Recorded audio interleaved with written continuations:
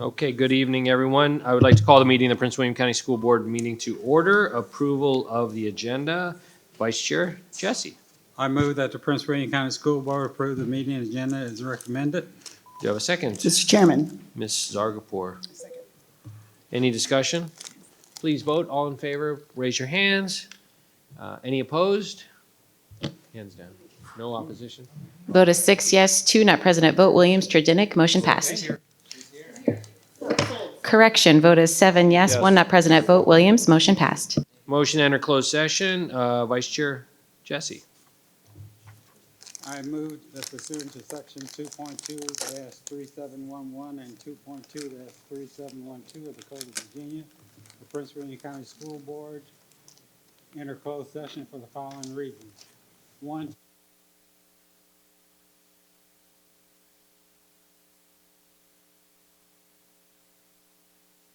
a specific public officer appointed or appointees or employees of any public body pursuant to section 2.2-3711A1 of the Code of Virginia.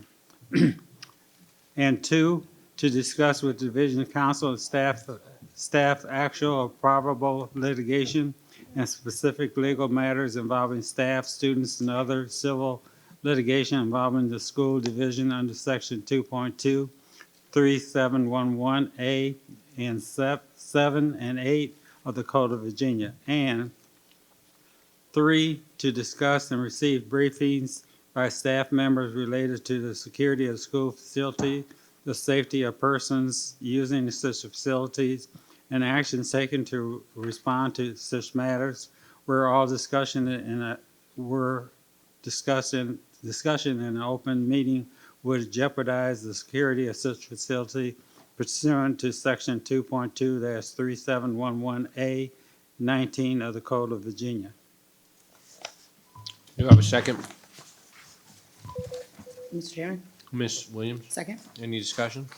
All in favor? Raise your hands. Okay. Vote is 8 yes, unanimous, motion passed. All right. At this time, the Prince William County School Board will be entering closed session and will return in approximately 1 hour.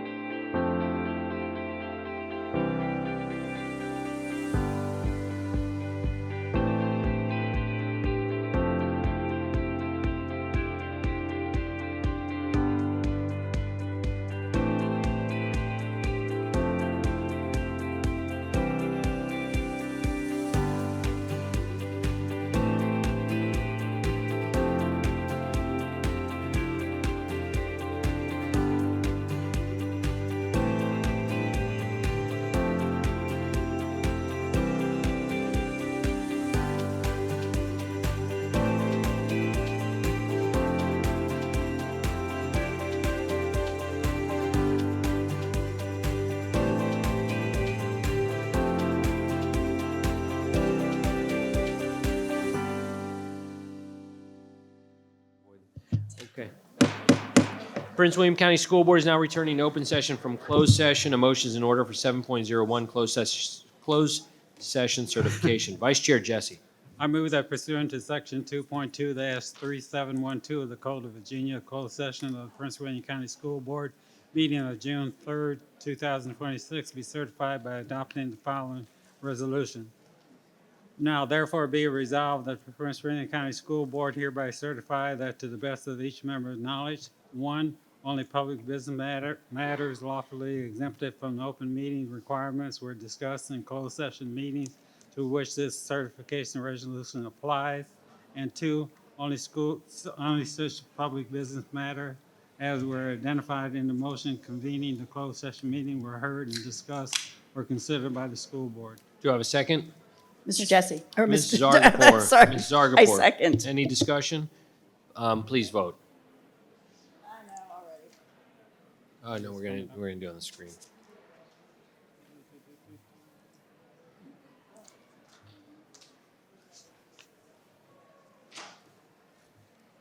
Vote is 8 yes, unanimous, motion passed. Moving on to closed session action items, a motion in order for 8.01. Vice Chair Jesse.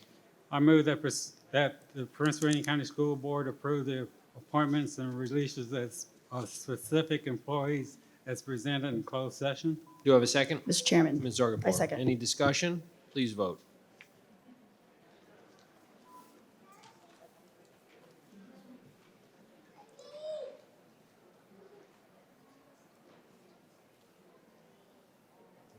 Vote is 8 yes, unanimous, motion passed. Moving on to closed session action item for 8.02, Vice Chair Jesse. I move that the Prince William County School Board approve an annual retainer agreement for the school year 2026 to 27 for legislative lobbying legal services provided by James Council Esquire. Do I have a second? Mr. Chairman. Ms. Williams. Second. Okay. On discussion, I think Mr. Council continues to do a great job and represent the school division extremely well in Richmond. Very proud to have him continue on for us representing our interests. Please vote.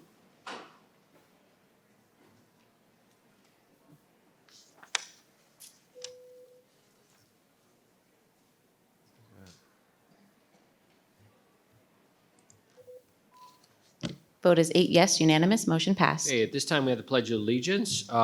We will have Karina Grover, our recent graduate from the Charles C. Colgan High School, lead us in the pledge. Allegiance to the flag of the United States of America and to the republic for which it stands, one nation, under God, indivisible, with liberty and justice for all. Thank you. Up next is our Thriving Futures Focus, and folks, we have a big one tonight. It is our last school board meeting of the academic school year, and so we have a lot to get through, so I want to first thank everyone for their patience. You'll be given a great treat because you're going to see some terrific students and faculty from around our school division and people, so this will be a great night. Thriving Futures Focus, as you all know, is our opportunity to highlight the exemplary work being accomplished in our schools that fulfills our vision that every student will graduate on time with the knowledge, skills, and habits of mind necessary to create a thriving future for themselves and their community. As this is the last one for the school year, we have a lot to celebrate, so I appreciate your patience. I said that already. First, the school board would like to recognize the retirement of Keith Wolf, Associate Superintendent for High Schools, who is retiring at the end of the month. For more than 30 years in education, Keith has exemplified a calm, steady, and student-centered approach to every role he has held, from his early days as a high school teacher to serving as an assistant principal, and ultimately in his leadership across our division. Since joining Prince William County Schools, our division has benefited from Keith's clear direction, strong collaboration, and continued focus on supporting students, staff, and school communities. Mr. Wolf, on behalf of the Prince William County School Board, thank you for your outstanding service to our schools. We extend our sincere appreciation and wish you all the very best in the years ahead, and know you will always be a friend to this board and this division. Thank you, Chairman Lateef.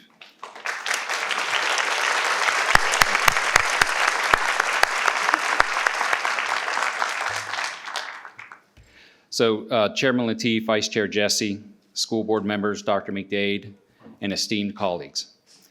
I am truly honored and humbled by this recognition this evening as I conclude my career with Prince William County Public Schools. I would also like to extend a special thank you to Dr. McDade and to Dr. Flanard. Your guidance and commitment have made a lasting impact not only on myself, but on the lives of so many, and I am deeply grateful for the opportunity to have worked alongside you. First and foremost, I want to thank my family, to my wife Debbie, who is here this evening. Thank you for your unwavering love, support, patience, and encouragement throughout this journey. To my son Zachary and his wife Christina, my daughter Allison and her husband Chris, and my son Christopher and his new wife Amber, thank you for always believing in me and supporting the many hours and commitments that come with this profession. I also want to thank my parents, Herb and Jean, my in-laws, Jim and Kathy, and my brothers, Chuck, George, Kevin, Steve, Sean, and Kurt. 7 boys who have proven to me time and time again that the absolute honor of what it is to be a wolf. And to my wonderful grandchildren, thank you for bringing me so much joy and perspective to my life.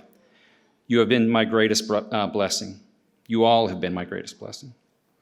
As I reflect on my years of service, I am incredibly proud of what we have accomplished together. One achievement that stands out is the tremendous progress we made towards our previous strategic plan goal of achieving 95% on-time graduation. Although we came just shy at 94.8, the success realized was not the work of one individual, but rather the result of the collective efforts of an exceptional team and organization. I would like to recognize our outstanding high school principals whose leadership, commitment, and focus on student success helped make the progress possible. I also want to acknowledge the incredible work of our high school office team with Mr. Hood, my counterpart, Dr. Millard, our director, Ms. Shalosky, Ms. Lopez, whose dedication and expertise were instrumental every step of the way. Additionally, many of the talented and committed individuals from executive cabinet and the departments they represent, as well as this school board, played a critical role in supporting our schools, our leaders, our teachers, and more importantly, our students. I am grateful personally to each of you. Education is a profession built on relationships, service, and the belief that every student deserves opportunities to succeed. It has been my privilege to work alongside so many dedicated professionals who share that mission. Thank you for this recognition and for the friendships and for the opportunity to serve our students, families, and community. I will always cherish the memories and take great pride in what we have accomplished together. Thank you.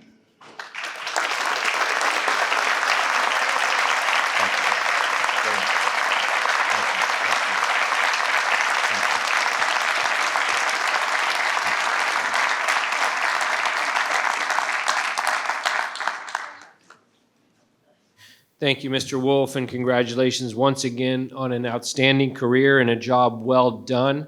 I would add not only to your graduation rate, but you helped us implement the strategic goals of increased scholarship dollars to record amounts the county's never seen before, and to having more students take advanced courses at rates we've never seen before. And so we truly appreciate all the work you've done to help us implement our goals and create a tremendous team that has worked sort of both above and below you in every which way, and we're so grateful for all the work you've done. Thank you very much. Mr. Blake of our Neabsco district, please tell us about our next recognition. Thank you, Mr. Chairman. Tonight, we proudly recognize Prince William County Public Schools for once again being named one of the best communities for music education by the National Association of Music Merchants Foundation. This national recognition reflects our division's strong commitment to providing high-quality music education opportunities for every student and celebrates the dedication of our music educators, administrators, and students who consistently demonstrate excellence in the arts across our schools. At this time, I welcome special guest Jenna Day, owner of Day Violins, and members of the Board of Directors for the National Association of Music Merchants. Good evening, everyone. As a business owner, parent in our local schools, and proud member of the NAM Board of Directors, it is my honor to recognize this community as one of NAM's best communities for music education. This national designation celebrates school districts and communities that demonstrate an outstanding commitment to ensuring that music education is accessible to all students.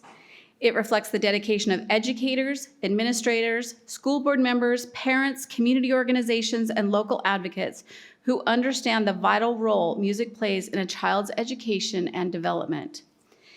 It is such a pleasure to work with Dr. Anna Marie Bellino and Michelle Milligan and their music educators on initiatives that ensures Prince William County students have continued access to quality music programs and resources. Music creates opportunities, builds confidence, strengthens communities, and changes lives. This recognition is a testament of your collective dedication, and for this, I commend you. On behalf of the NAM Foundation and the NAM Board of Directors, congratulations on this well-deserved national recognition, and thank you for your continued investment in music education for every student.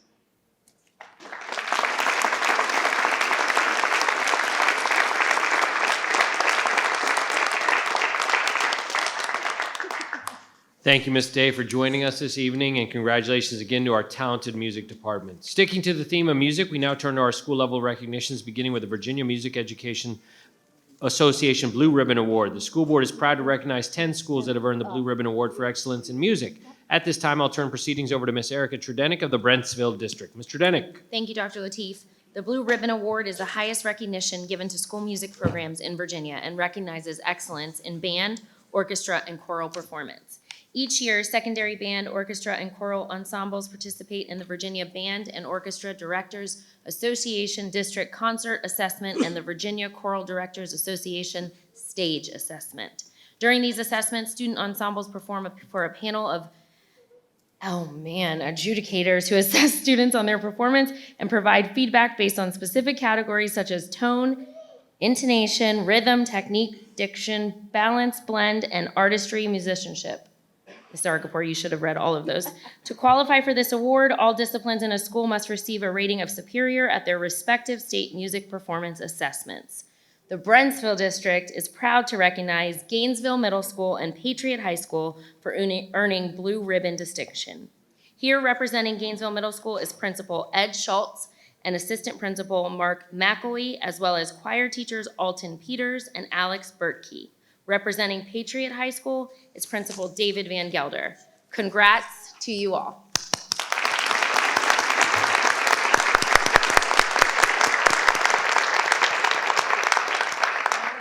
I now invite Mrs. Jennifer Wall of the Gainesville District to recognize our next Blue Ribbon awardees. Thank you, Mrs. Trudenick. The Gainesville District is proud to recognize Bull Run Middle School and Battlefield High School for earning Blue Ribbon distinction. Representing Bull Run Middle School includes Assistant Principal Ellen Slobodnik and choir teacher Alicia Brote. Representing Battlefield High School, we have Assistant Principal Megan Hostetler, joined by orchestra teacher Edward Scully. Congratulations, Gainesville District Blue Ribbon honorees. I now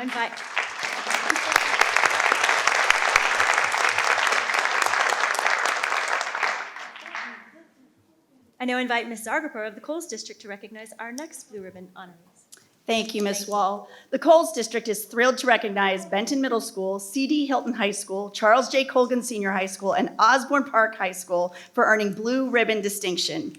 Representing Benton Middle School includes Assistant Principal Michael Spirinello, band teacher Sarah Brick, orchestra teacher Miranda Nash, choir teacher Scott Oden, and music teacher Leanne Stackhour. Representing Hilton High School is Principal Cassandra Crawford. Representing Colgan High School is Assistant Principal Dr. David Parrish. And here tonight representing Osborne Park High School includes Principal Dr. Lisa Marie Kane, orchestra teacher Stephen Kelsey, and band teachers Ashley Radabaugh and Ben Fuller. Congratulations to you all.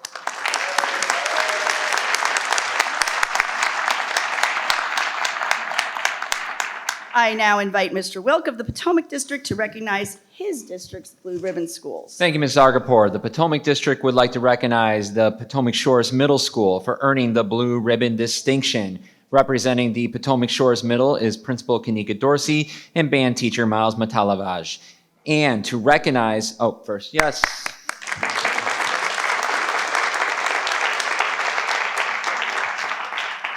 And to recognize our final Blue Ribbon school, I turn to the proceedings over to Mr. Jesse of the Occoquan District. Thank you, Mr. Wilkes. The Occoquan District is thrilled to recognize Woodbridge High School for earning a Blue Ribbon distinction. Here tonight representing Woodbridge High School is Principal Dr. Heather Abney, Assistant Principal Michelle Soliven, joined by the choir teacher Caitlin Davis, and music teacher Jessica Leggett, and orchestra teacher Tara Woods. I want to just say thank you guys. My wife and a big fan of it. And I think at the last presentation last week, you had 150 some students on stage, not counting the orchestra, the choir that came up, and you have 200 and some people signed up for next year. I think we might have needed the 14th middle school, high school. Thank you, but congratulations and thank you for all that you do. Appreciate it.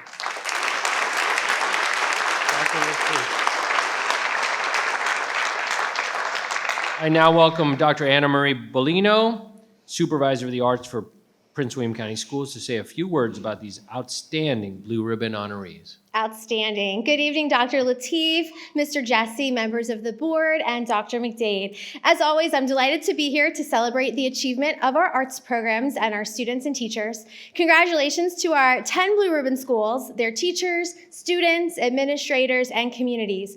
As you can see and hear, earning this award is no small feat because every music discipline at the school has to receive that superior rating and assessment.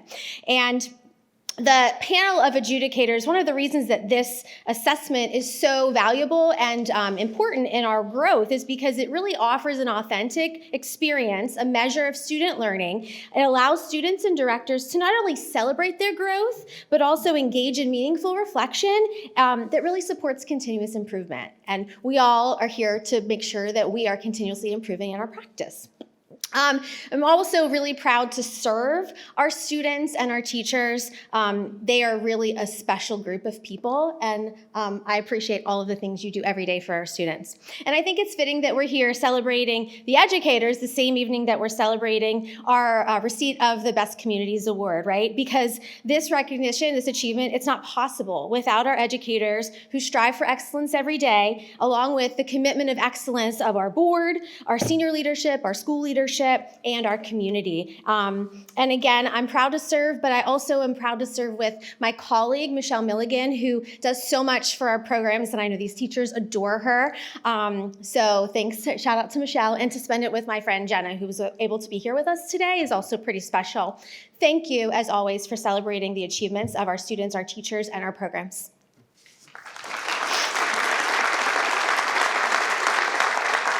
Thank you, Dr. Bellino. I do have to weigh in here, one with an SAT word first, apocryphal.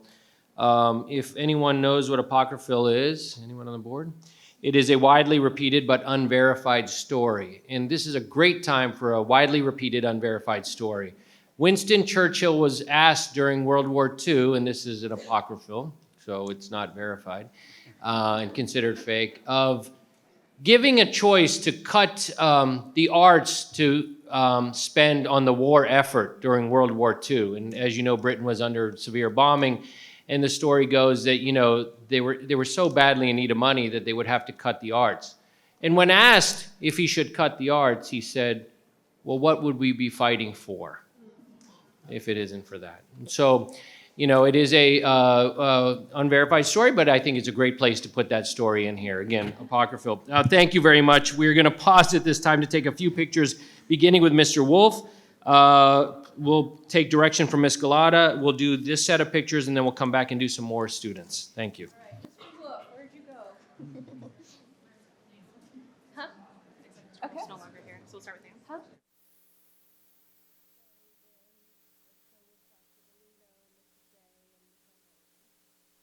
After that, we will do a group picture with middle school blue ribbon. So it'll be all middle schools who have a blue ribbon. And then after that, we'll do a group picture with high school blue ribbon.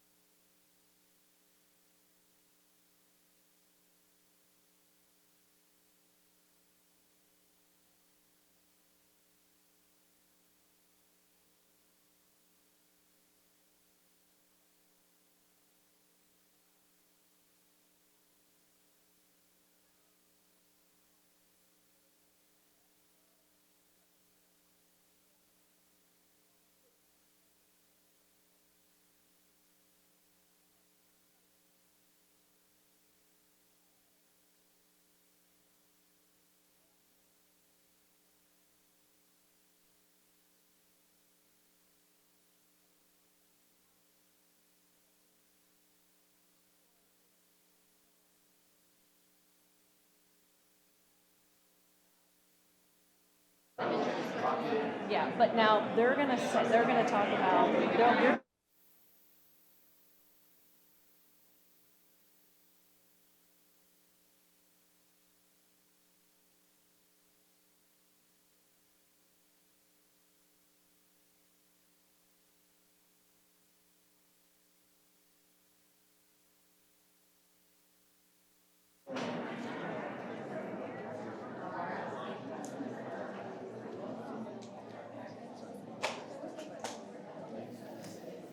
All right, thank you very much. We are now moving on to, I welcome Ms. Tredenick of the Brentsville District to introduce our next honorees for the evening. Ms. Tredenick. Thank you. The Brentsville District is proud to recognize Unity Reed High School for earning the Air and Space Forces Association Virginia State Drill Team Competition title for the 5th consecutive year. Whoa. This accomplishment reflects... Yeah, let's go.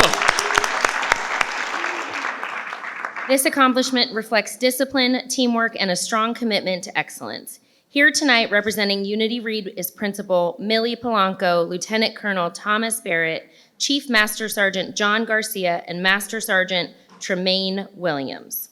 Ms. Polanco, we welcome you to introduce the cadets and share a few words. Thank you to Dr. McDade, our school board, and our Unity Reed School community. This team is entirely student-led, and they continue to strive for excellence every day. And the amount of time and dedication and perseverance and teamwork that they show is truly remarkable, and we couldn't be more proud of them. So thank you for this recognition, and I'll have them introduce themselves. Good evening. I'm Cadet Master Sergeant Amaya.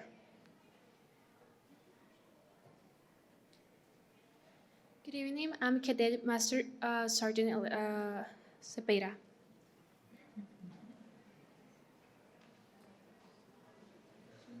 Good evening. I'm Master Sergeant Martinez.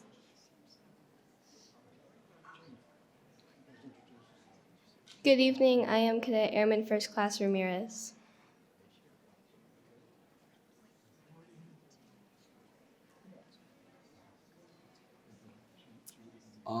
Good evening. I'm Cadet Senior Airman Marcus.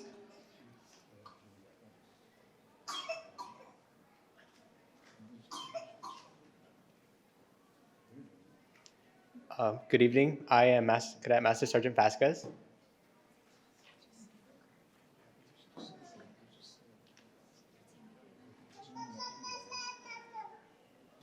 Good evening. I am Cadet Major Cuellar.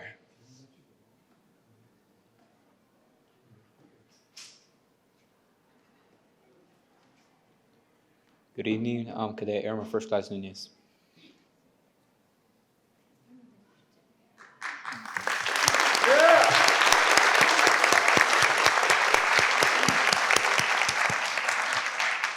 Thank you, Ms. Polanco. At this time, I ask that Mrs. Zargapur introduce our next honorees. Thank you, Mr. Janik. I would like to congratulate the Osborne Park High School Navy Junior Reserve Officers Training Corps program for being named Area 4 champions. This honor showcases the dedication, leadership, and teamwork of these students and their instructors. Here tonight, representing Osborne Park's NJROTC program is Principal Dr. Lisa Marie Kane, joined by Program Instructor Lieutenant Commander James Ogawa. I invite Lieutenant Commander Ogawa to introduce the cadets and share a few words about this accomplishment. All right, good evening. I'm Commander Ogawa, and for our team, I just brought the team captains. I'll have them introduce themselves. But the Area 4 Championship for us, we've been to the Area Championships about 10 times now, and we've made it to Nationals 5 times, 9 compulsory events, and I guess of the 9 teams, they're all about 12 to 16 people big, and you have to do that from a roster of about 40 people, all right? And I only took 26 to my area championships and my nationals. So some of these guys were on every single team, from drill, armed and unarmed drill, exhibition drill, basic drill, color guard, inspection, and then 3 athletic events, push-ups, curl-ups, and a crazy 16 by 100 yard relay. All right, and I'll have them introduce themselves. Hi, I'm Cadet Lieutenant Commander Shively. At Area 4 and Nationals, I led the Uniform Personnel Inspection team.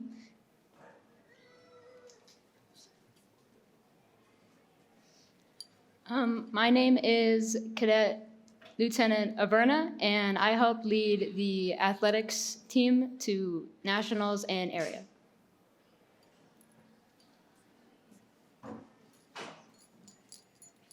Hello, my name is Cadet Chief Petty Officer Gregory, and I led the unarmed exhibition drill team to nationals. It's pretty great. Hello, my name is Cadet Chief Petty Officer Hernandez Vialta, and I led armed exhibition at Nationals and Area 4.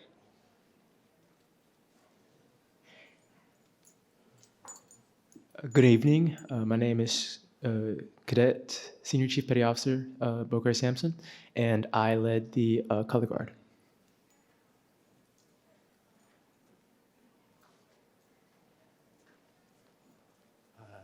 Good evening. My name is Cadet Chief Petty Officer Hamilton, and at Nationals, I helped lead the athletics team.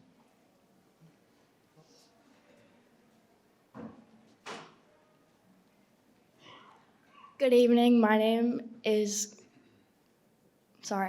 I'm the Chief Petty Officer Oliveras, and I helped lead the athletics team at Nationals. Good evening. I'm Cadet Klein. I was the Cadet Lieutenant Commander, so I was the commanding officer and the executive officer, and I also led the Armed Standard team at Nationals.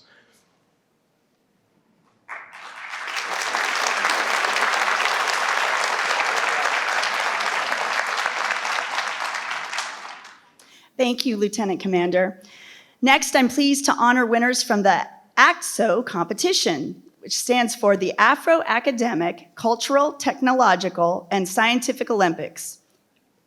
It is a nationally recognized achievement program that honors and encourages high academic, artistic, and scientific achievement among African American high school students.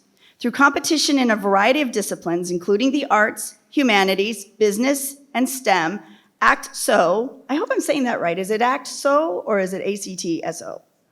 ACTSO, I said it, great. Thank you. ACTSO provides students with opportunities to showcase their talents, strengthen their skills, and pursue excellence at the local, regional, and national levels. The Coles District is proud to recognize Corbin Person from Colgan High School for being a gold medalist in the musical instrumental contemporary category. Joining Corbin this evening is Assistant Principal Dr. David Parrish and music teacher Dr. Andrew Miller.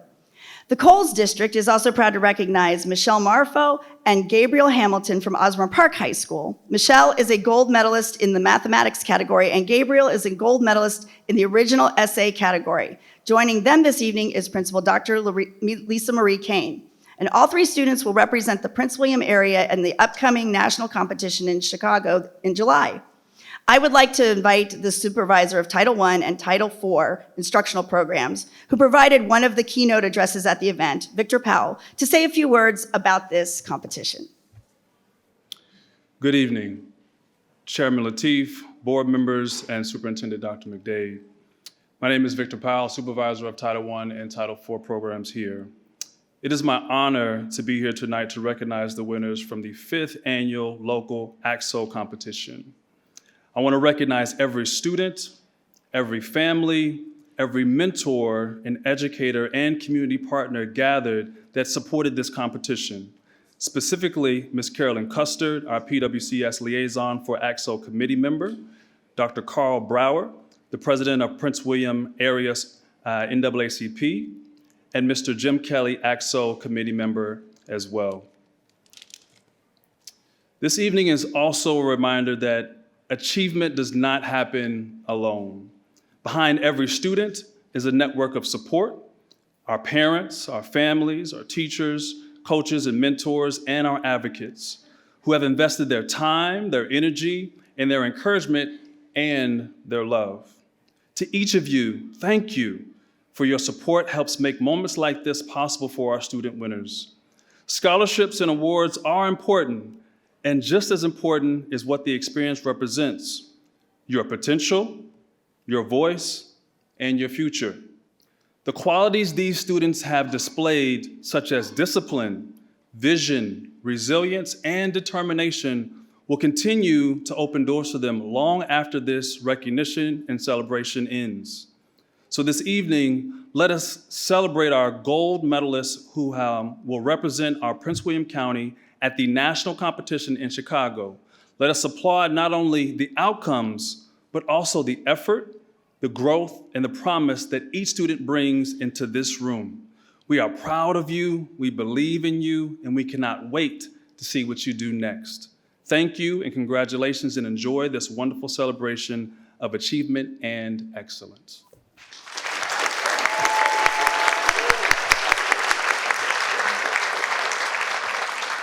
Again, congratulations and good luck in Chicago. Thank you, Ms. Argapor. We're going to pause at this time, take another set of pictures. Please follow directions of Ms. Gulata. I'm going to start with you. We can come up here with the board. That'll be followed by OP. And then we'll do our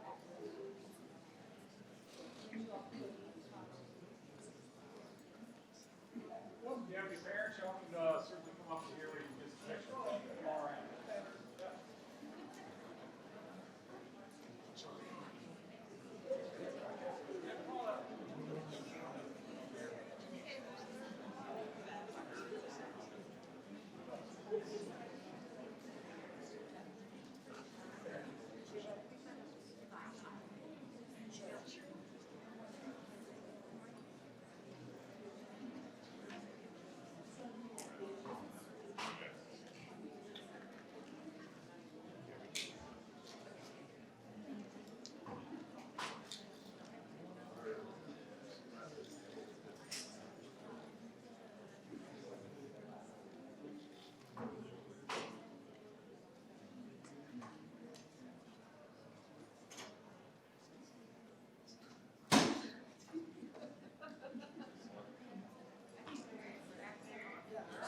All right, OP.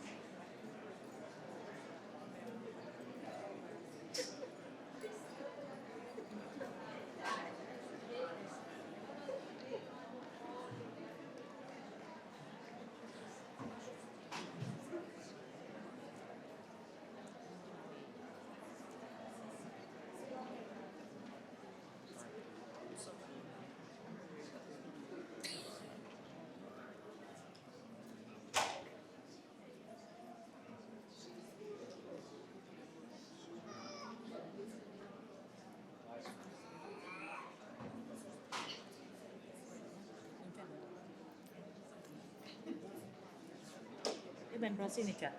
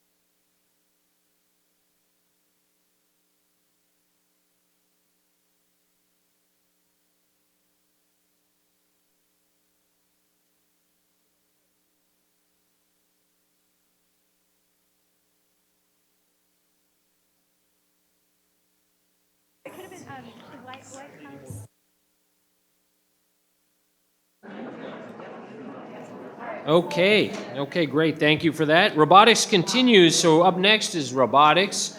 Continues to inspire students throughout PWCS and with growing participation across all grade levels.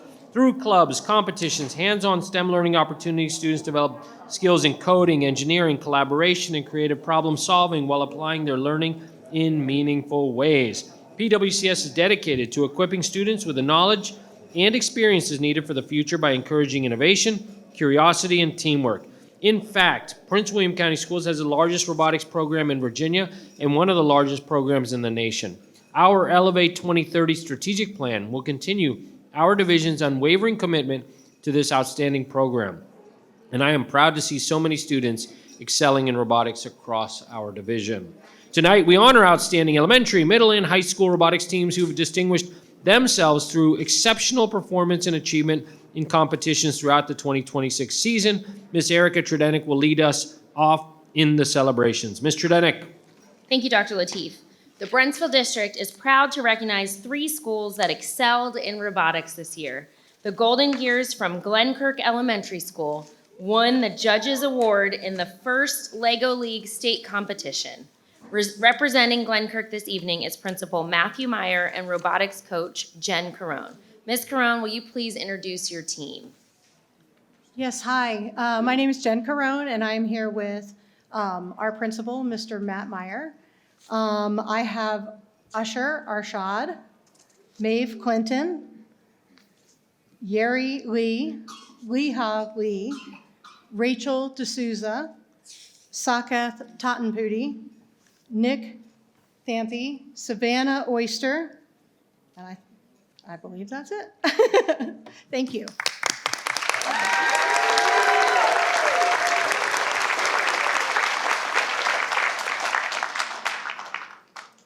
Extreme Overdrive from Marsteller Middle School earned the Create Award, recognizing a creative and ambitious engineering design supported by strong teamwork and clear documentation. Here tonight from Marsteller are Principal Lisa Warner and robotics coach Nicole Rhodes. Ms. Rhodes, could you please introduce your team?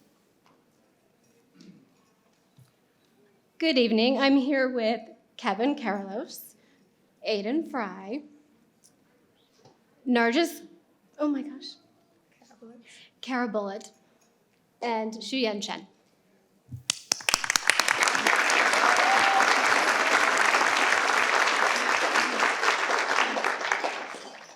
Three teams from Unity Reed High School are Nova Sea Perch Regional Champions. The Sea Lions, Stinging Stingrays, and Final Dive. Representing Unity Reed are Principal Millie Polanco and robotics coach Jerome Haruska. Mr. Haruska, will you please introduce your team members? Good evening. My name is Jerome Haruska. I'm the Sea Perch Under robotics coach. Ms. Polanco, our principal, is here with us, and also representatives from our 2 teams that represented Prince William County Schools at the International Sea Perch Competition last weekend. We have Annie Mai from the Stinging Stingrays, and we have Daim Murad and Adan Murad brothers. These are representatives of the 2 teams that competed at the Sea Perch International Challenge.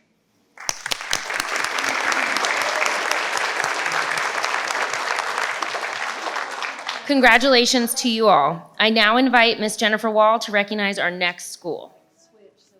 Thank you, Mrs. Tredenik. The Gainesville District is proud to recognize Battlefield High School for its achievements at the First Tech Challenge.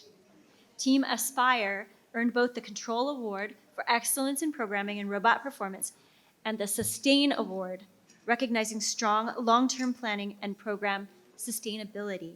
Also, coach and mentor Brian Shepard received the Compass Award, recognizing an adult mentor who provides outstanding guidance and support as nominated by student team members. Here tonight from Battlefield, our assistant principal, Megan Hostutler, and Brian Shepard, Coach Brian Shepard. Mr. Shepard, congratulations on your prestigious award. Will you please recognize your team members?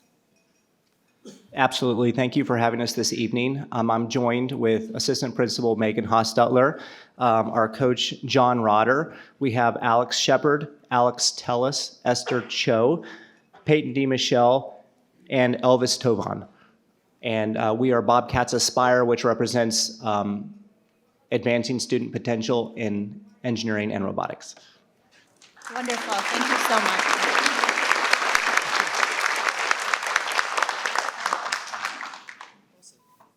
Well done, Battlefield. Congratulations again. Mrs. Agripur, you're next to celebrate the accomplishments of the Coles District. Thank you, Mrs. Wall.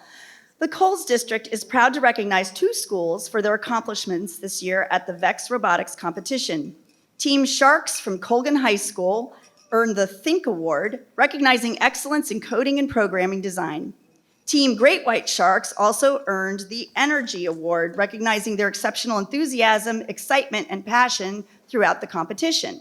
Representing Colgan High School is Dr. David Parrish, Assistant Principal, and Coach Lauren Meyer. Ms. Meyer, would you please introduce your teams? Good evening. Thank you so much for having us, and thank you so much for your support of our robotics program.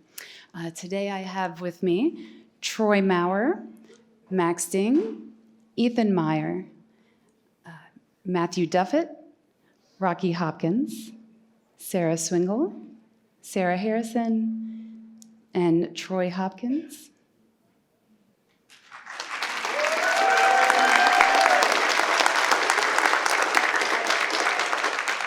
Thank you, Ms. Meyer. The Medal Jackets from Osborne Park High School won several awards across 2 competitions. The Medal Jackets Tonka team took home the Sportsmanship Award at the VEX State competition for their exceptional respect, helpfulness, and a positive attitude both on and off the competition field. At First District competition, the Medal Jackets won the Team Sustainability Award for their attention to longevity and environmental consciousness. Finally, I'd like to congratulate Isa Rojas for earning the Leadership Award at the First District competition, which earned her the right to compete for the same award at the Global First competition. Congratulations to all Osborne Park Medal Jackets. Representing Osborne Park High School tonight is Principal Dr. Lisa Marie Kane and Coach Ari Dragonyuk. Ms. Dragonyuk, could you please introduce your teams?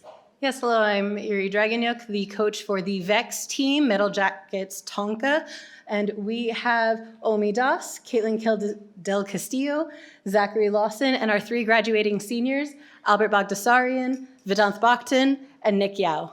Thank you.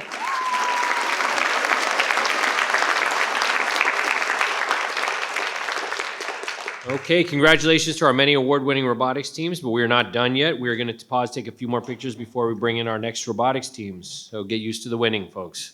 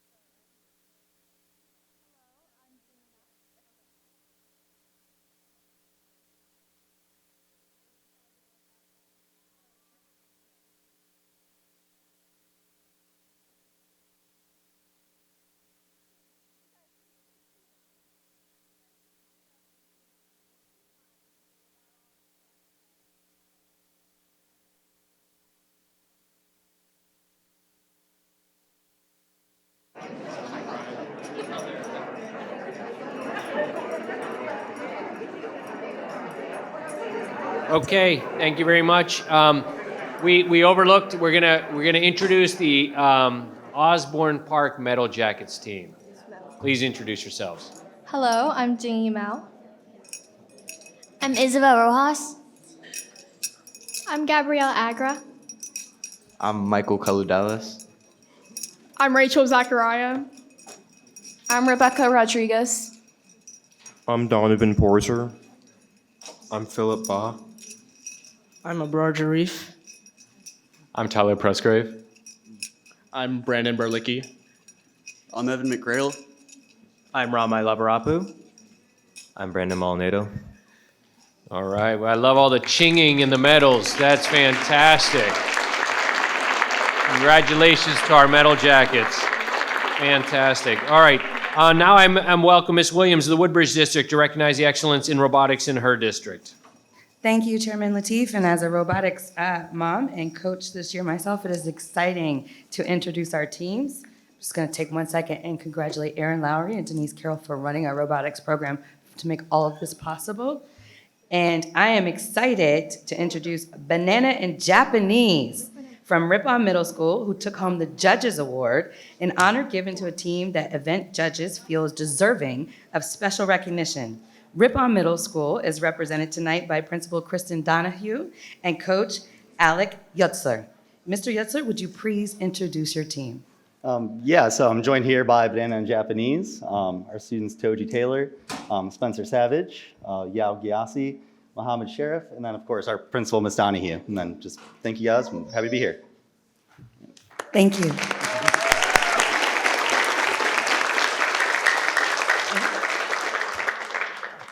And next up from Porter Traditional School, the Rock team took home the Build Award for constructing a highly durable, robust, and beautifully crafted robot. Representing Porter Traditional School is Principal Caitlin Eglemeyer, Eglemeyer 4, and Coach Natalie Wagner. Ms. Wagner, would you please introduce your team? Yes.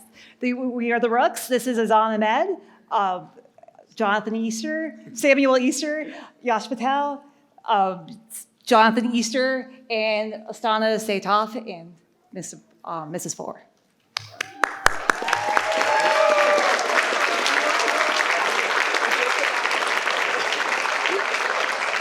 Congratulations so much to both teams. It was fun to compete with the middle school teams this year. And I'd now like to turn it over to Mr. Wilk to recognize our schools from the Potomac District. Thank you, Ms. Williams. It is my pleasure to recognize 2 schools from the Potomac District that excelled at the VEX Championships this year. From Grand Park Middle School, we proudly recognize the Golden Griffin Dogs, who demonstrated not only technical skill, but also extraordinary character and professionalism.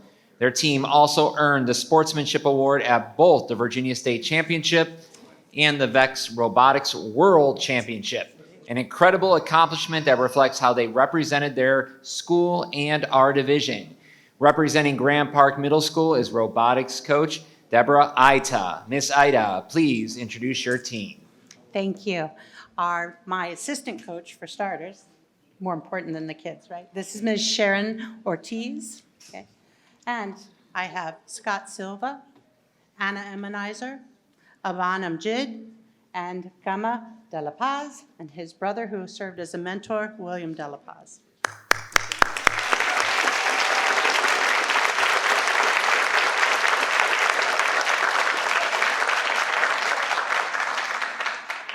Thank you, Grand Park. We also proudly recognize Forest Park High School's Sixth Sense team for taking home the Judges Award and the team Hypnotic for taking home the Innovative Award. Both teams should be immensely proud of their accomplishments at this year's competition. Representing Forest Park High School is Coach Dean Ahmad. Mr. Ahmad, please introduce your teams. Thank you. So Forest Park, we have Team X, Sixth Sense, joining by Andy Harris, and unfortunately their other team member, Anna Ramirez Marmolejo, was unable to make it today, but greatly appreciates the opportunity to be here. And then we are joined by Team H, Hypnotic, our freshman team, consisting of Anthony Chavez and Neil Ahmad. Thank you so much.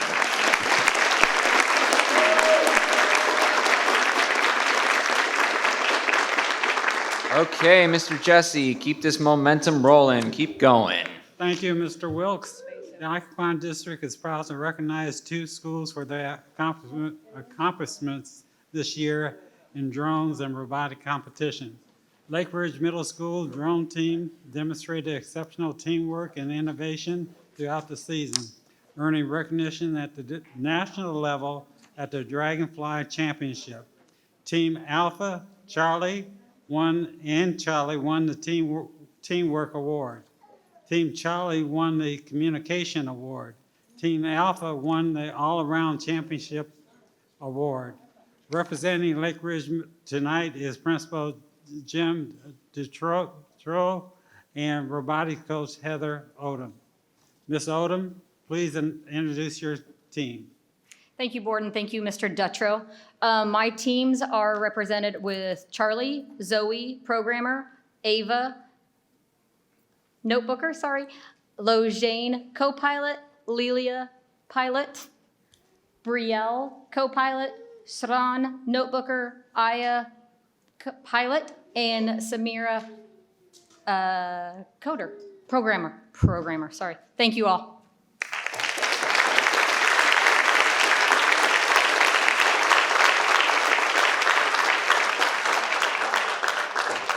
Hey, thank you, Woodbridge Middle School, and good to see you, Coach, without a cast this year.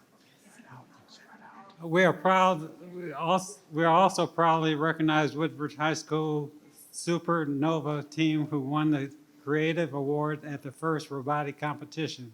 They are represented tonight by Principal Heather Abney and robotic coach Carlos Castro.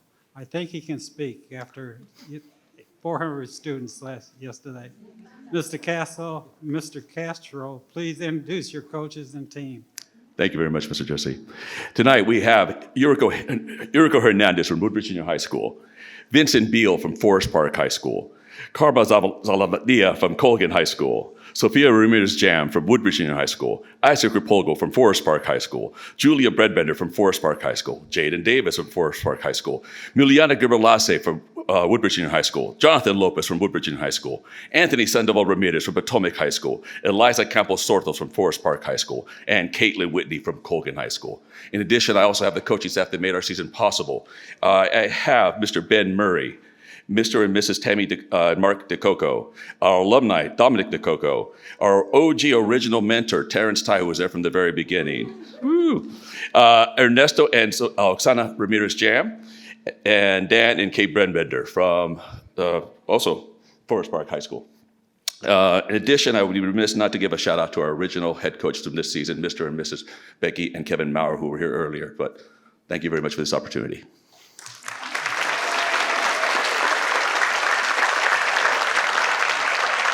Congratulations to all. To finish things out, I'd like to turn it over to Mr. Blake of the Neabsco District to honor our final robotic honorees for the evening.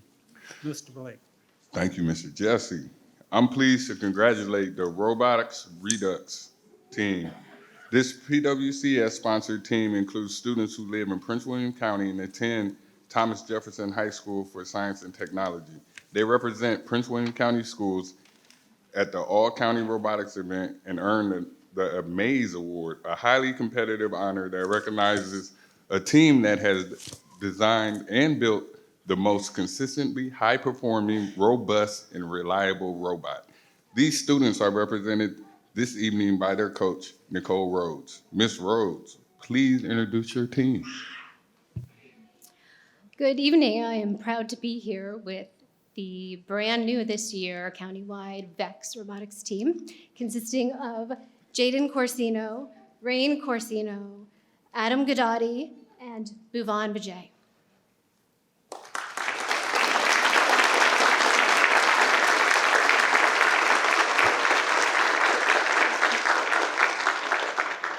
Congratulations on your outstanding achievement, and congratulations to all of our PWCS robotics students, coaches, and sponsors on all the success you've enjoyed this season. Keep winning. Here to say a few words about these outstanding achievements in robotics is Aaron Lowry, our coordinator of robotics for PWCS. Ms. Lowry.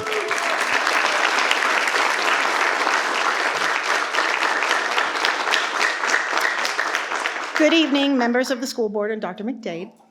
It is my honor to stand before you to recognize the outstanding accomplishments of Prince William County Schools robotics students who participated in the 2025-26 competitive season. We're incredibly proud of the dedication and success demonstrated by our students and coaches, and we are equally proud to serve in the roles that allow us to support their continued growth and achievement. Over the past years, competitive robotics has experienced remarkable and exponential growth within PWCS. This expansion reflects the extraordinary dedication, talent, and commitment demonstrated by both our students and our coaches.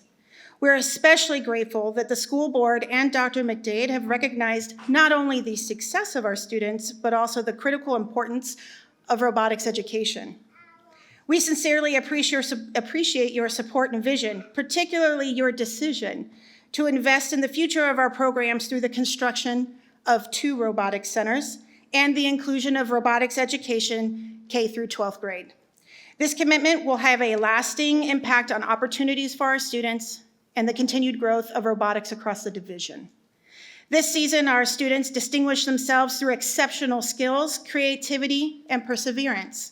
They dedicated countless hours to designing, programming, and refining their robots while developing critical skills in teamwork, communication, and problem solving. This competitive season saw some remarkable firsts for our county.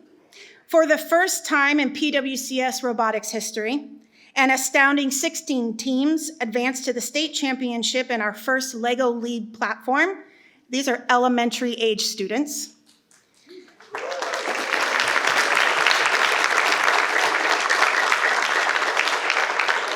Osborne Parks Metal Jackets double bannered at the same event, earning the Winner and Impact Award banner. This is again a first for PWCS FRC program.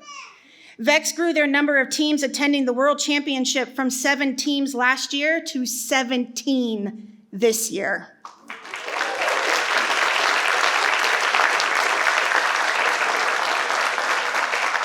For all of the accomplishments and achievements made this year by our students, none of this happens without the dedication and commitment of their coaches.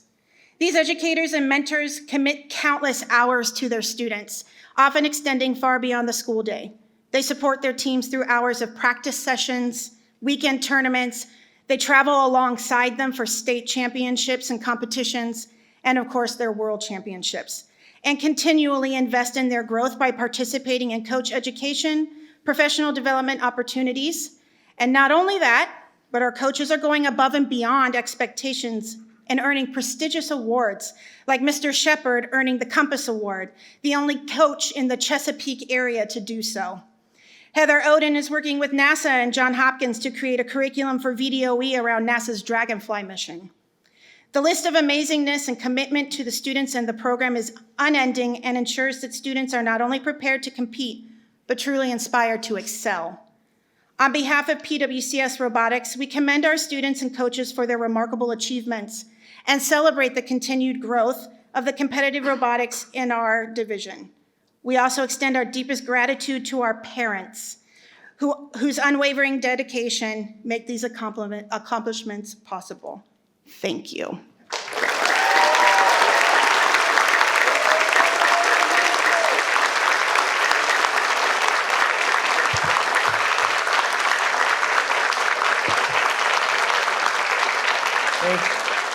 Thank you, and congratulations again to all our students and coaches for their innovation, teamwork, and continued thriving in robotics.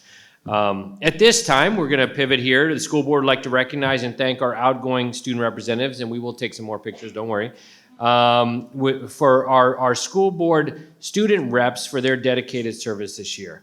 Karina Grover from Colgan High School, Beulah Sarsa from the C.D. Hilton High School, and alternate representative William Billy Tyler from Brentsville District High School. These students have served as thoughtful and dependable partners to the school board, helping ensure student voices remain part of our discussions and decision-making. Your leadership, insight, and commitment to representing students across PWCS have made a meaningful impact both in the boardroom and throughout our school communities. Thank you for your service, and we wish you continued success in your post-secondary journey. Congratulations to all our outgoing student representatives. Congratulations to all of tonight's honorees. I would like to ask all those involved in supporting our honorees, including family members, to please stand in recognition of their support. Please stand.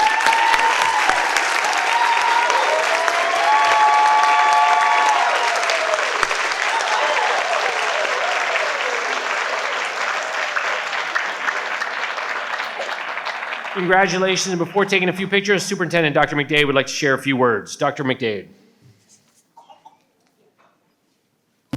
Thank you, Mr. Chairman. Tonight's recognitions reflect the extraordinary talent, dedication, leadership, and achievement found throughout Prince William County Public Schools across so many different areas. There was so much to celebrate tonight, so I won't go through every single awardee, but I just want to say congratulations to all of our teams, our students, our staff, our leaders. I want to thank you each for representing Prince William County Public Schools with excellence time and time again throughout the school year. You represent the depth and breadth of talent that exists within our school system, and we are so incredibly proud. I also want to take a moment to extend my heartfelt appreciation and gratitude to Mr. Keith Wolf, who served on my team. I want to congratulate you, Keith, on your retirement after a remarkable career of service to Prince William County Schools. Mr. Wolf's steady leadership, commitment to students, and lasting impact on our schools and our staff have helped shape this school division and the success that we've experienced over the last 5 years. You will be sorely missed, Mr. Wolf. And then finally, I would like to extend a heartfelt thank you to our outgoing student school board representatives. Thank you to Karina and Beulah and William. William served as our alternate. It has been a pleasure to work with you, Beulah. Both Beulah and Karina are both here this evening. Thank you so much. I do also want to acknowledge, I believe Shivani is here, who's also one of our student leaders on the Senate, who's done a lot of work with our Student Voice Committee. Our students have really shown up in leadership throughout Prince William County Schools. They've made their voice heard, but most importantly, they have made a difference. So I want to thank each and every one of you for your leadership. Continue to shine, and I wish you well in all that you would accomplish in post-secondary endeavors. To everyone here tonight, we are PWCS proud.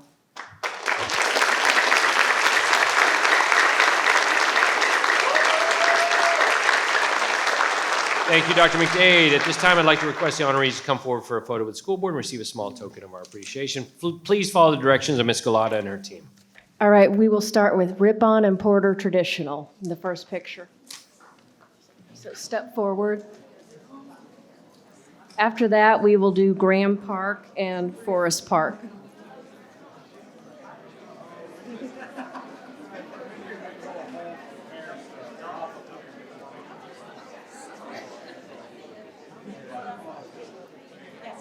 Yes.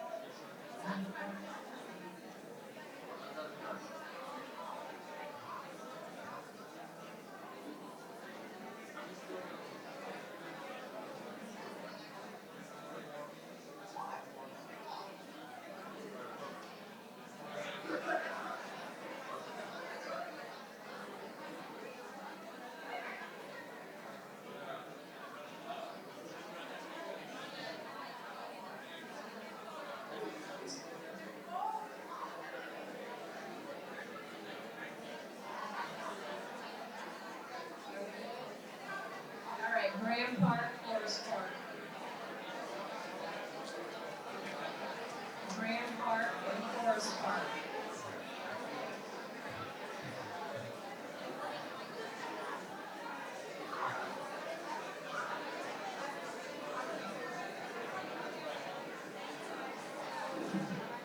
Next picture is Graham Park and Forest Park.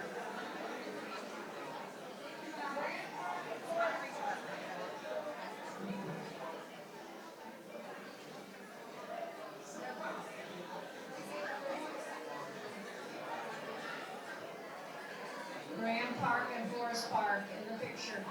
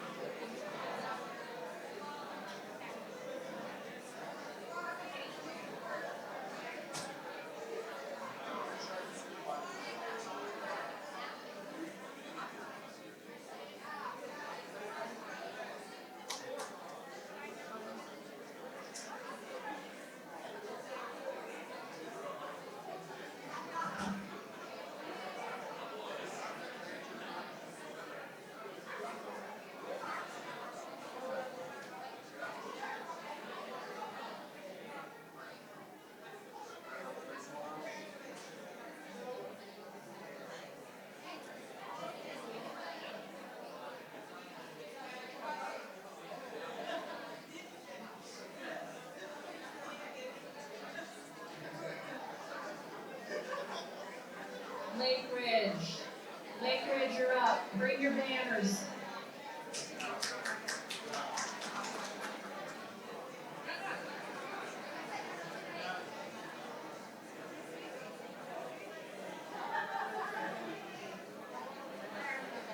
Let's go Lake Ridge.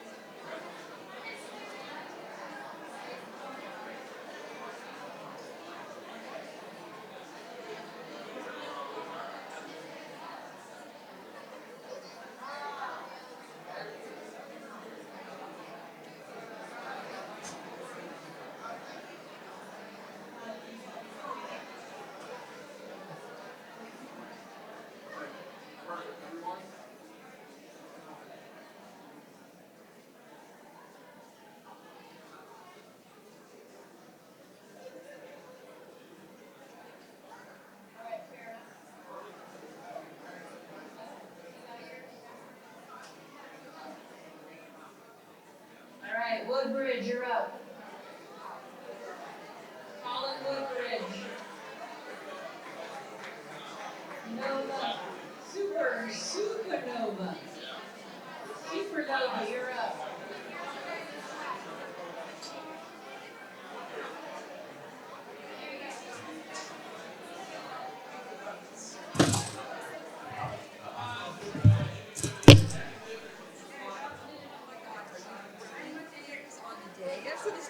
Oh, hit me with your best shots.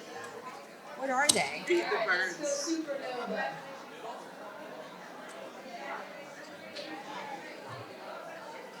All right, come on, Supernova, let's get lined up.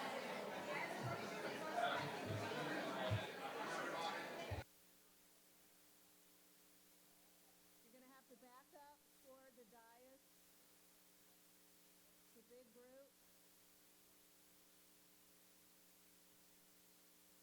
Good, looking good, looking good.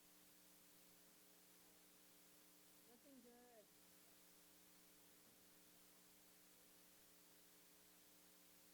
Looking good.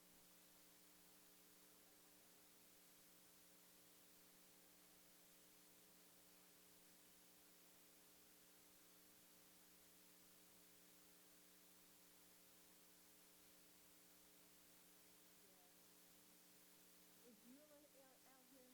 Okay. We're gonna have y'all take pictures, a few more pictures.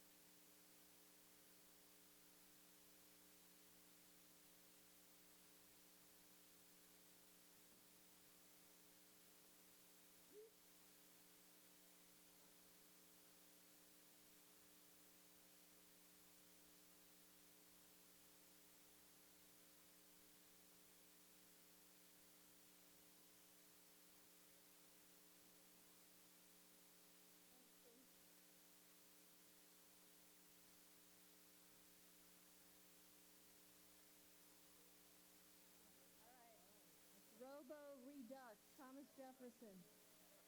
Thomas Jefferson.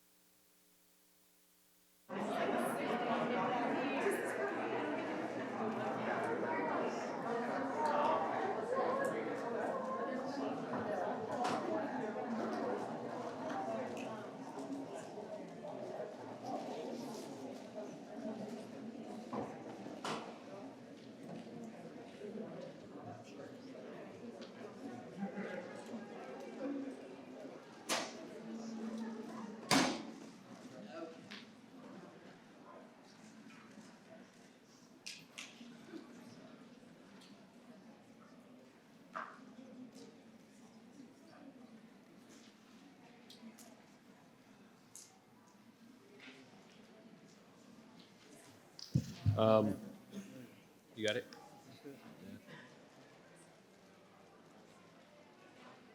Okay, thank you very much, everyone. Thank you for your patience. I know that was long, but it was our last meeting, and we had a lot to do. And we still didn't even do our spring sports yet, so we're gonna have to find time to do that at some point. So, thank you. Now we're moving on to, and spring sports are still going on, so we'll hopefully have some champions soon. Next up, we have 11.01, adoption of consent agenda. Vice Chair Jesse. I move that Prince William County School Board approve the public meeting consent agenda as recommended. Do you have a second? Mr. Chairman? Ms. Williams. Can I second? Any discussion? Mr. Chairman? Yes. I just am so happy that we are awarding a contract for the renovation at Woodbridge Middle School. It's been a long time coming, and I'm very excited about that. I would also like to thank my appointees to the Career and Technical Education Advisory Council. And I am also very, very excited by our new career and technical education course offerings. I'm hoping to see Greenhouse maybe at Freedom. That's all. Thank you. Okay, please vote.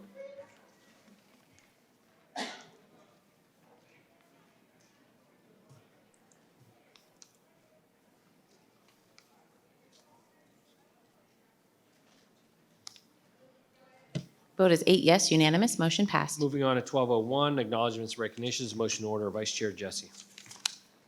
I move that the Prince William County School Board approve the adoption of acknowledgements and recognition as recommended. Do you have a second? Mr. Chairman? Ms. Williams. A second. Any discussion? Please vote.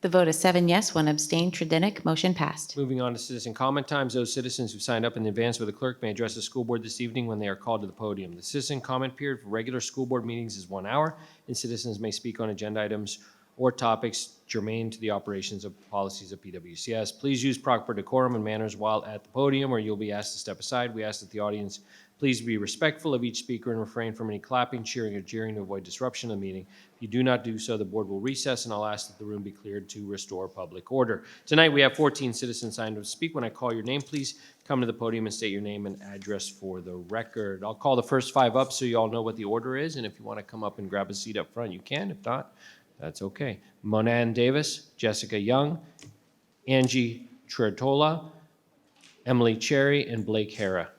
Monan Davis.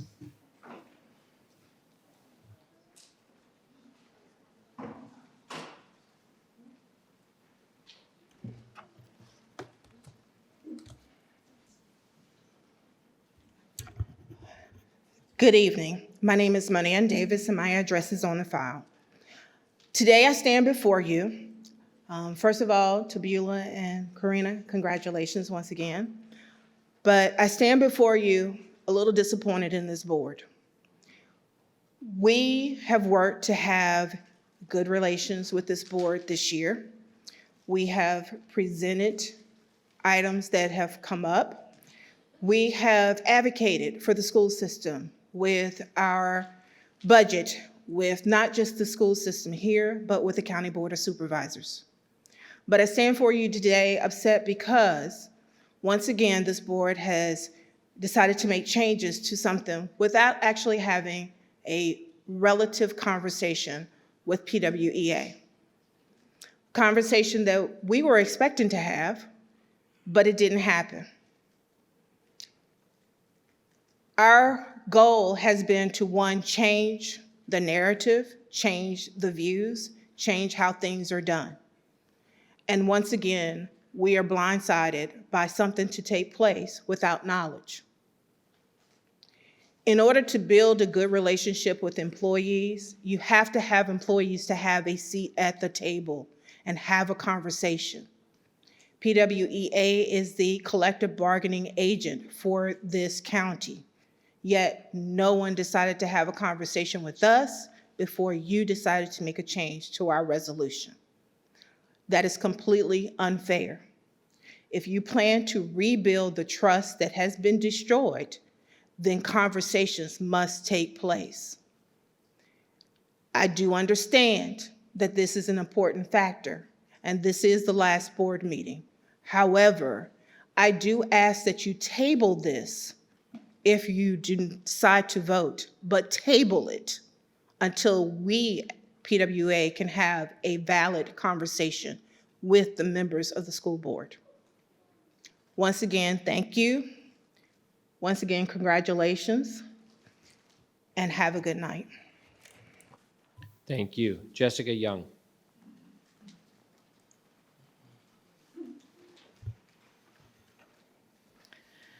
Good evening. I am Jessica Young. My address is on file. I am a mother of 4 PWCS students, elementary PTO president for the past 4 years, and an advocate for any family I can help. Tonight, I would like to discuss special education. PWCS has a commitment to inclusion, but the actions don't consistently match the words. Families are forced to fight for what seems like common sense and what they have rights to. We should be the district setting the standard, not meeting minimums. Policy changes. 1, ASL support for students who are not deaf. Our nonverbal son Ryan is learning ASL but spends his school day with staff who only know a handful of signs. He needs someone to translate and model his signing for teachers and peers. Ryan lost his words as a toddler, but now I hear, "I love you," through his hands. Meet him where he is and work his weaknesses, just as we do for ESOL and students learning Braille. The same vigor and support should be universal to every student, not just the ones that are cheaper to provide for. IEPs are not built around what a district usually does. They are built around what a student requires to access FAPE. Staffing and money aren't a student's problem. If they need it, the law says they receive it.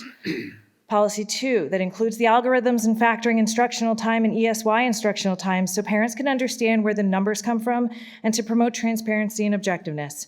We requested how our son's ESY instructional time decreased with noted failure to make progress, regression within weeks and breaks, new reading eval at age 14 of a 5-year-old, IEE evaluations, and no data to support a reduction since PWCS has failed to fulfill his ESY for the past 3 summers. We were met with silence, and this is what we are offering you. $20 says if you offered a special education teacher $10,000 to service the ESY hours for Ryan this summer, you would have a line. But for the past 3 years as a family, we waited on bated breath for a teacher, didn't schedule family trips or camps. The summers came and went, he regressed, and now they reduced his time to lower the burden of responsibility. They should be offering more to recover from the past 3 years and address his individual needs. 3, specialty programs for special education. Gen Ed students apply across the county, Colgan for the arts, Battlefield for computer science. When we sought transfers to schools with ASL opportunities for Ryan, willing to drive him ourselves, we were denied. So we moved across the county the next weekend. Moving shouldn't be the answer. Publish the programs and classes like Gen Ed students and let families apply. Safety plans and IEPs from day one. Our son refused to exit during 2 fire drills and stayed in the building. We found out from a daily log and had to beg for a plan. Plans should exist before the first drill, not after a tragedy, and before a refusal. Ryan is 6'4", you can't just pick him up and run out. Transition meetings that include the student and their one-on-one aide, not a case manager doing double duty. Ryan was unprepared and denied support by PWCS administration from his aide, Miss H, who is a rock star, and his own transition planning meeting. Every IEP meeting included our cluster procedural staff member, Ms. Bergeron, leading the charge of denial and lack of data. We have now been denied a meeting with his high school after being promised one twice by his case manager. Deprivation and retaliation. We've experienced once people are held accountable, they get uncomfortable, dismissive, and hostile. Thank you. Angie Trerotola. Thank you, Dr. Lateef. You can just call me Angie T, or again, it's Trerotola. Good evening, Dr. McDade and members of the board. I'm Angie Trerotola, and I'm here to speak to you on behalf of my fellow members of PWA as the co-chair of the membership and organizing a membership ad hoc committee. I want to address the vote that you have scheduled tonight to amend the collective bargaining resolution, and just a couple points I'd like to make about the optics of importance. The importance of optics and reputations. Like Monan said earlier, when we work together, we can accomplish a lot like we did at the Board of Supervisors. We got our raises preserved. We were able to help ensure that we were able to move forward with Elevate 2030. So for those of you that are not versed in collective bargaining law tonight, I ask, what message does it send your classified employees who are barely making a living wage that if they feel someone is committing an unfair labor practice, they must risk paying for their own attorney? What does it look like to your teachers who are teaching students the importance of neutrality if you ultimately can decide to follow the suggestions of the very person you agreed to help resolve your dispute? Amending the collective bargaining resolution during an active contract without even communicating with us first makes your employees once again feel like we aren't a priority. Optically, it appears like an attempt to silence those with concerns by making it more arduous and expensive to bring issues forward. To my fellow educators, if you're upset, do not let your voices be silenced. Write to your elected officials, the General Assembly, your state senators, and the governor. Tell them to look at PWCS as a microcosm of what happens when there are no state labor boards to govern collective bargaining. Ask them why we are wasting energy just to get a voice at the table, while Richmond uses our data centers as an excuse to cut funding to our schools. Demand that they do what we elected them to do, fix collective bargaining at the state level and fully fund our schools. Let's fill every seat in any room where there's a future. The future of our children hangs in the balance. Hold the school board accountable to work with the state elected officials to find solutions that make collective bargaining work for all. Remind them that in this case, educators that PWA represents are stronger together, and PWA, no matter whether you are an employee that belongs to us or not, we are still your bargaining agent and we are fighting for you. We want you to have better working conditions. Together, we're going to ensure our students and staff are safe, successful, and supported. And I'd like to wrap up with one more thing. My godfather has a saying, "I give you my trust, you must earn my mistrust." It's really hard to be told that we are supposed to not hold actions of the past against the division. But as somebody who grew up here for over 20 plus years, meeting teachers across the decades, there is such a culture of fear when it comes to bringing forward legitimate concerns. And a change like this runs the risk that you may not know that something is going really wrong, no matter whether you think it's just a grievance or ULP, because it's going to scare them into silence. Thank you. Emily Cherry.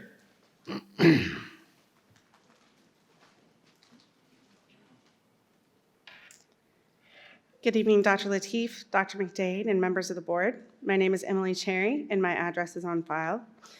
I am a middle school teacher here in Prince William County Schools, and I am one of the co-chairs of the PWA Ad Hoc Organizing and Membership Committee. And I'm speaking this evening with a sincere request. Please reconsider amending the collective bargaining resolution as proposed. Every day, teachers like me walk into our classrooms committed to doing what's best for our students. We rely on systems that are fair, balanced, and grounded in trust. Because when those systems work, we can focus on teaching, learning, and supporting our students. The current resolution helps create that sense of fairness. It includes a clear way to ensure both PWCS and PWEA engage in good faith bargaining. Removing that safeguard doesn't just affect rare or extreme situations. It changes the tone of the entire process and leaves educators feeling uncertain about whether our voices will truly be heard. The existing provisions offer important protections. The ability to appeal to decisions to a circuit court provides reassurance that there's oversight if something goes wrong. The option to recover attorney fees ensures that fairness isn't limited to those that have financial resources. These aren't just legal technicalities, they are protections that give all educators peace of mind. The use of a dispute resolution neutral is especially important. Having a fair, impartial person to help resolve disagreements fosters trust and mutual respect. When the neutral party's rulings are able to be overturned by the school division at any time, it becomes impossible to ensure that outcomes are actually fair. Just as important as the policies themselves is the spirit in which they're created. The collective bargaining framework in Prince William County should be built on a spirit of collaboration between PWCS and PWEA, a shared commitment to working together in good faith for the benefit of our schools. That spirit has been deeply shaken by the decision to propose these amendments without meaningful discussion or input from PWEA. When one party is left out of changes that directly affect the process, it undermines the trust that collective bargaining is meant to protect. At the heart of this is something simple. People want to feel respected, heard, and treated fairly. The collective bargaining process as it stands with a fair arbiter helps make that possible.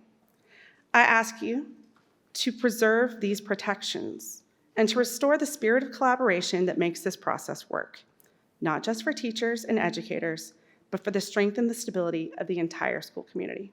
Thank you. Blake Hara.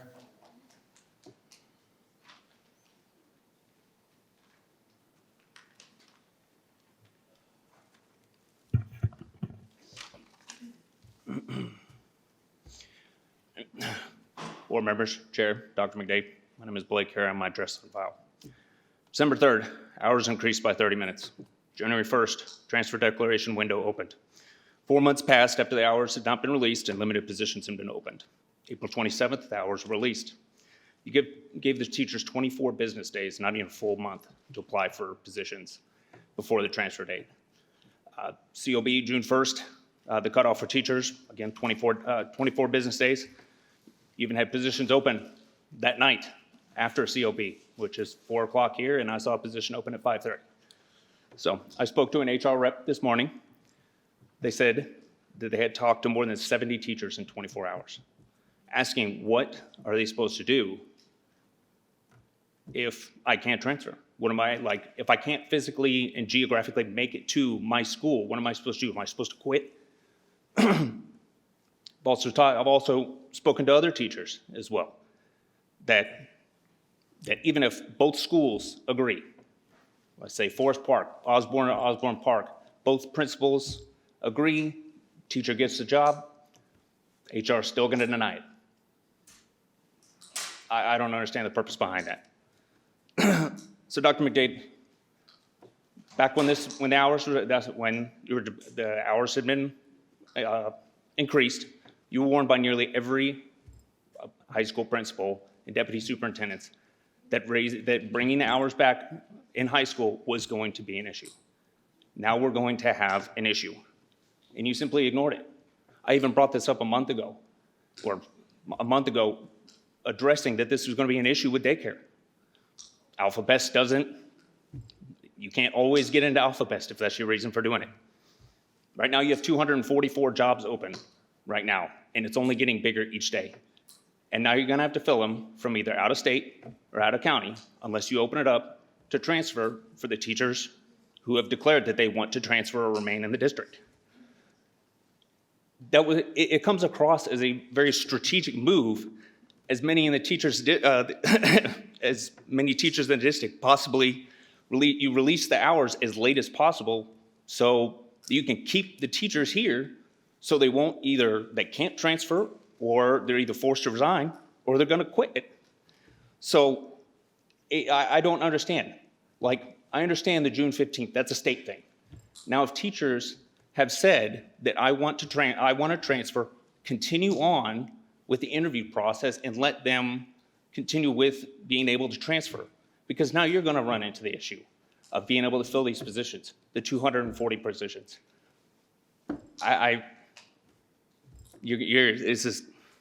But the more staff you stick in this building, thank you, Mr. the louder it gets. I'll see you guys next year. Next 5, Brittany Robinson, Catherine Zamus, Kimberly Melman Orozco, Troy Harris, and Carlisa Harris. Brittany Robinson.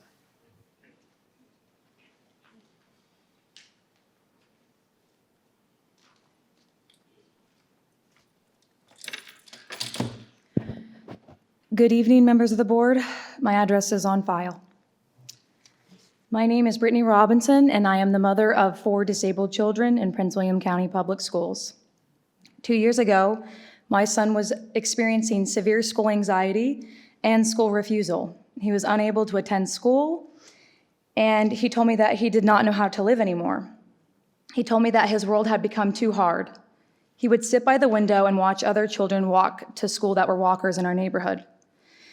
One day he asked me, "What if I'm never able to go to school?" Imagine hearing your child ask that, not because he didn't want to learn, not because he didn't want friends, but because school had become a place of fear, failure, and hopelessness. Prince William County's answer was to place my son in Phillips Annandale, a private day school in Fairfax County. It is the most restrictive setting next to Homebound.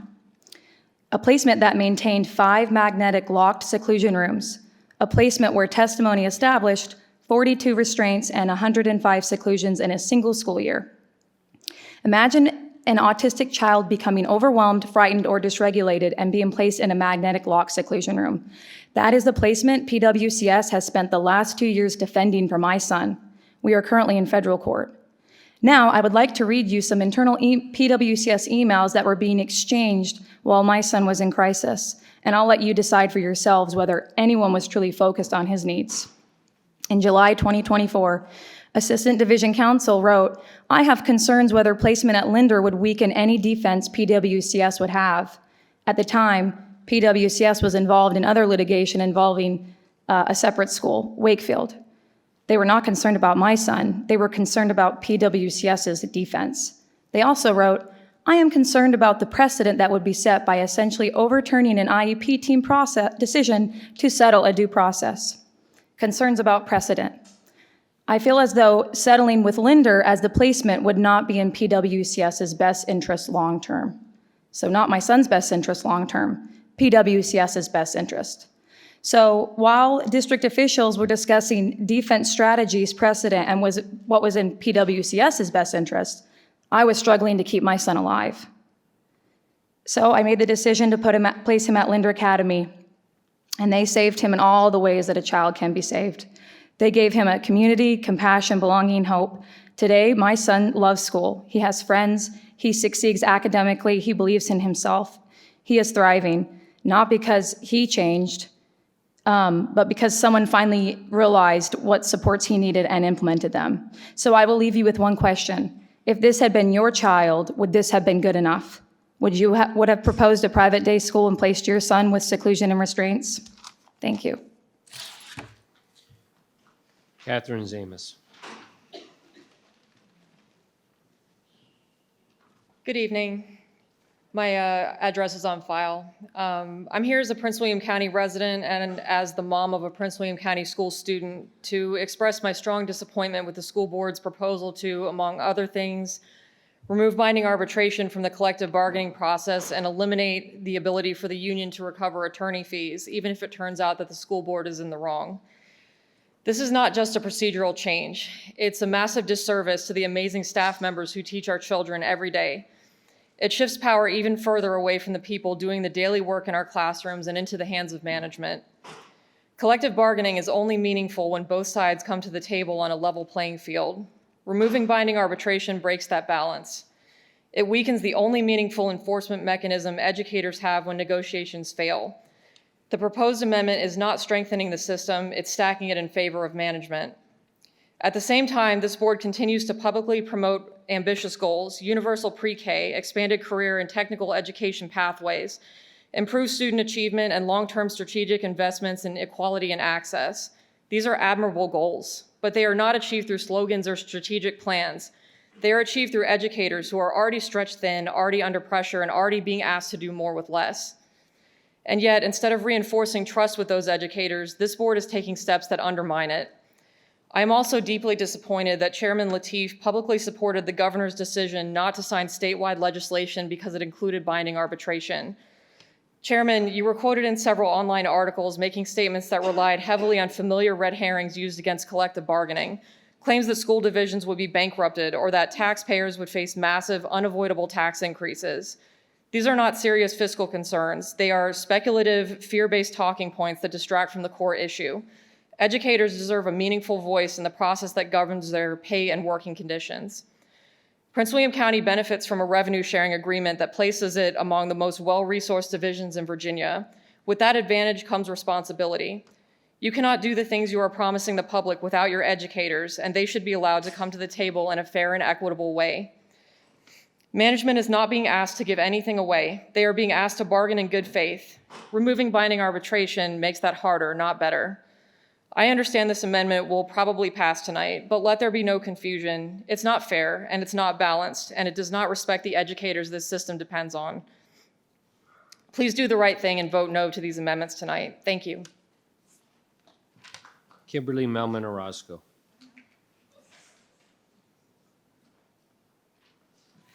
Kimberly Melman Orozco.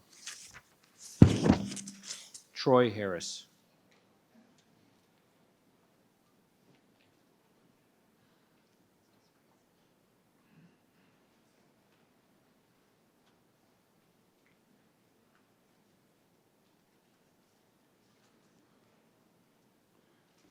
Good evening. My name and address is on file. I sat here tonight watching you guys take pictures of the merits and good efforts of our students of Prince William County, but I've also simultaneously watched you turn your back on these same students. My point being with this is the Osborne Parks boys varsity basketball coach has been found in violation by the executive cabinet and the communications cabinet of Prince William County to be exploiting these kids for personal financial gain on a website of his designed to promote business and advertising. This website consists of Prince William County's logo being presented with these children, minor kids, and their images not approved by Prince William County, nor has it been approved by their parents. This is the character of this coach, not the qualifications of the coach. This same coach was asked to take down those postings, which in turn went to another website that is sanctioned by Prince William County, saying that it is approved, connecting his website to this additional posting that he's taken down. So in turn, he took it from one and placed it with another, being approved by Prince William County. Is that a mistake by Prince William County for not catching that? That's what I'm asking you tonight. This is the character of this coach. The character of the JV basketball coach, which is his father, has a website, or not a website, a Instagram post of inviting kids of the school, minor children, to be friends with him. On this website, he has multiple not nude, but scandalously dressed women in sexually suggested positions for these minor children to see. He presents himself as a veteran. He presents himself as a mentor to these children, but has given them access to these kids to see these women on his website. In addition to that, I have text messages of a student from this coach that has said when the kid was sick in bed, missing school for a week, losing 8 pounds, this child has told this coach that I cannot make it to a workout. The reply from the coach was the time of the workout, and don't tell me you're sick. 8 pounds this child's lost that week. This coach is a multiple habitual violator of Prince William County's rules, and you guys have turned your back on it. Every time it is presented to you, I have multiple emails from you acknowledging these violations and dismissing them. I have asked for Ms. Zagapur, I have sought your help before, and you were all for listening to me until you found out it was for Osborne Park High School. I have to question you tonight and say, is it because you are an alum of Osborne Park High School? I can't say this for a fact, but I can only assume that it is because that I am not getting any response from you. Thank you, Mr. Harris. Carlisa Harris.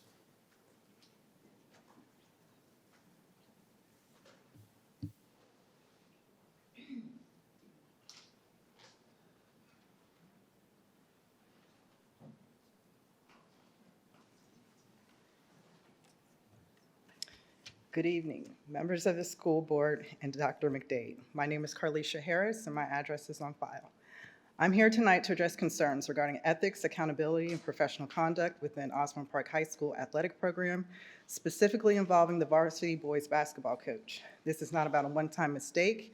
It is about a pattern of behavior that raises serious concerns about judgment, integrity, and compliance with PWCS standards. PWCS policy 910-2 establishes clear expectations for ethical conduct, professionalism, and avoiding conflict between personal interests and official responsibilities. Those standards exist to protect students and maintain public trust. Yet a coach entrusted with mentoring students used school-affiliated social media platforms to display personal business branding alongside student-related content and direct attention to a private business page. School platforms should be used to promote students and school programs, not private business interests. What makes this matter even more troubling is that the content remained public despite repeated requests for it to be removed. Rather than promptly correcting the issue, the coach allowed it to remain in place. It ultimately took 18 separate email exchanges and the involvement of PWCS Communications Department, Executive Cabinet, and myself before the matter was finally addressed. Students' names, images, and likeness should never be used in a manner that promotes personal interest or creates the appearance that students are being leveraged for private gain. The students involved are innocent and deserve better protection from the adults responsible for representing them. We cannot have a culture in this district where policy violations are minimized, where trust is eroded, and where personal interests are placed ahead of professional responsibilities. When policy violations involving students require repeated complaints and intervention, excuse me, from senior leadership before corrective action is taken, the public is left questioning whether accountability truly exists. Academic accomplishments, championships, wins, and graduating in 3 years means nothing when the content of one's character is questionable. I'm asking this board to send a clear message. Inappropriate conduct involving students will not be tolerated, policy violations will not be excused, and accountability will apply equally to everyone. Our students deserve better, our community deserves better, and the public trust demands better. Thank you. The next 5-4 will be Mariluz Torres, Hina Ansari, Marty Weaver, and Gloria Jordan. Mariluz Torres. Mariluz Torres. Okay, Hina Ansari.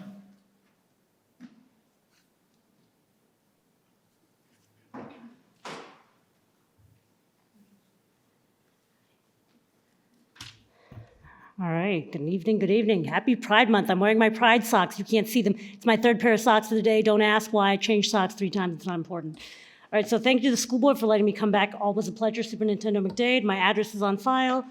I'm just going to do a couple of brief anecdotes and then I will go away, I promise. I attended the Eid al-Adha prayers last Wednesday at Colgan High School, actually, and something the imam said stuck out to me. For those of you that don't know anything about Islam, and I'm assuming that's the vast majority of the people listening, the imam is like the equivalent of a priest or a rabbi, a learned scholar that speaks and does lectures during the services. He was talking about the characteristics of what divine being a Muslim. While you might not agree, he listed integrity as one, being true to your word. Historically speaking, and I know I'll get pushback for this, but all the history teachers out there should appreciate it, Islam was spread across the world not by the sword like other religions, but through trade. Being true to your word was revolutionary at that time, and that was something Muslim merchants possessed. It made me think of how in a contract like collective bargaining, like the collective bargaining agreement, you're as true as your word. The very definition of integrity. I want to hopefully convince you that honoring the collective bargaining agreement is a good thing. If I took you at your word, and I was there at the Board of County Supervisors meetings where Drs. Lateef and McDade spoke about how you need funding to ensure PWCS schools was a competitive employer, presumably to pay teachers, among others, a fair wage, and that would fall in line with the collective bargaining agreement that's currently in place. It's incumbent upon the board to honor the collective bargaining agreement or come to the table with honest intentions. While the current administration in Richmond believes in antagonizing workers, and I'm very pro-worker, and I know they're not, I believe that workers are the backbone of any successful business or endeavor, and I'd like to remind you that you get more bees with honey than vinegar, as my father likes to remind me repeatedly.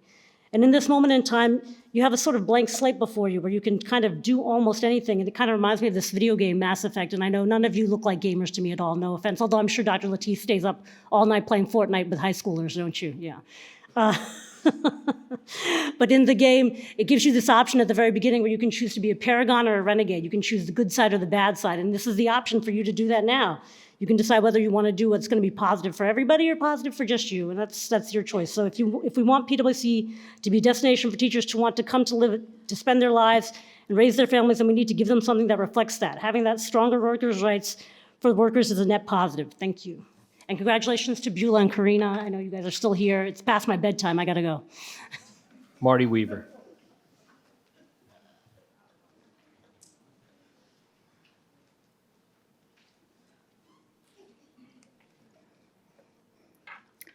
Marty Weaver, Occoquan, America, freedom for 250 years. Happy birthday, America. I'm so glad you were born. Many of us are celebrating all that we have accomplished, like medical miracle treatments and medicines, celebrating what we may invent and build, celebrating our return to space and to the moon. Wow, the first time any human walked on the moon, July 20th, 1969. It was an American. I had just graduated from high school. Now we are looking to go to Mars, but some are not celebrating. They are busy tearing down America, figuratively and literally. Their agendas are all that matters. but they love to virtue signal about how righteous they are and how evil the rest of us are. They tout viewing everything through the lens of equity. Kind of sounds like the modern day version of Karl Marx, from each according to his ability to each according to his needs. America is a very generous nation, and we do help the truly needy, but we also are a merit-based society. Have you heard the saying, you get out what you put in? So everyone does not get the same results in life. Our nation was founded on the idea, as stated in our Declaration of Independence. We hold these truths to be self-evident, that all men are created equal, or as the former president described it as, you know, the thing. I didn't read as viewed through the lens of equity. Our Constitution states, we the people, in order to form a more perfect union, establish justice and secure the blessings of liberty. I didn't read as viewed through the lens of equity. America is not perfect. It has been a work in progress for 250 years. But we aren't divided by things like skin color unless you force us to be, by what you are teaching and how you teach it. You demand equity, equal outcomes, constantly bringing up past ills. When is enough? Our family has served in defense of freedom since America's founding, from the Revolutionary War to the Civil War, fighting for the Union, to Afghanistan. Our Uncle Harry was at the Battle of the Bulge because he loved America so much that he lied to enlist at age 15. Harry F. Miller was recognized by President Trump during the Memorial Day speech. Harry got a standing ovation, and some people know how to celebrate American patriotism. And our son just retired as an Air Force pilot. I see people here who don't stand for the pledge. They have that freedom, and I have the right to label them America haters and probably having TDS. How can you teach pride and patriotism when you practice such grievance-driven agendas? Quoting Justice Clarence Thomas, at some point we're going to be fatigued with everybody being a victim. So how about using your freedom and choose to celebrate America? We are a great nation, obviously. Millions want to be here. We are still making America great, one day at a time. Happy birthday, America. Gloria Jordan.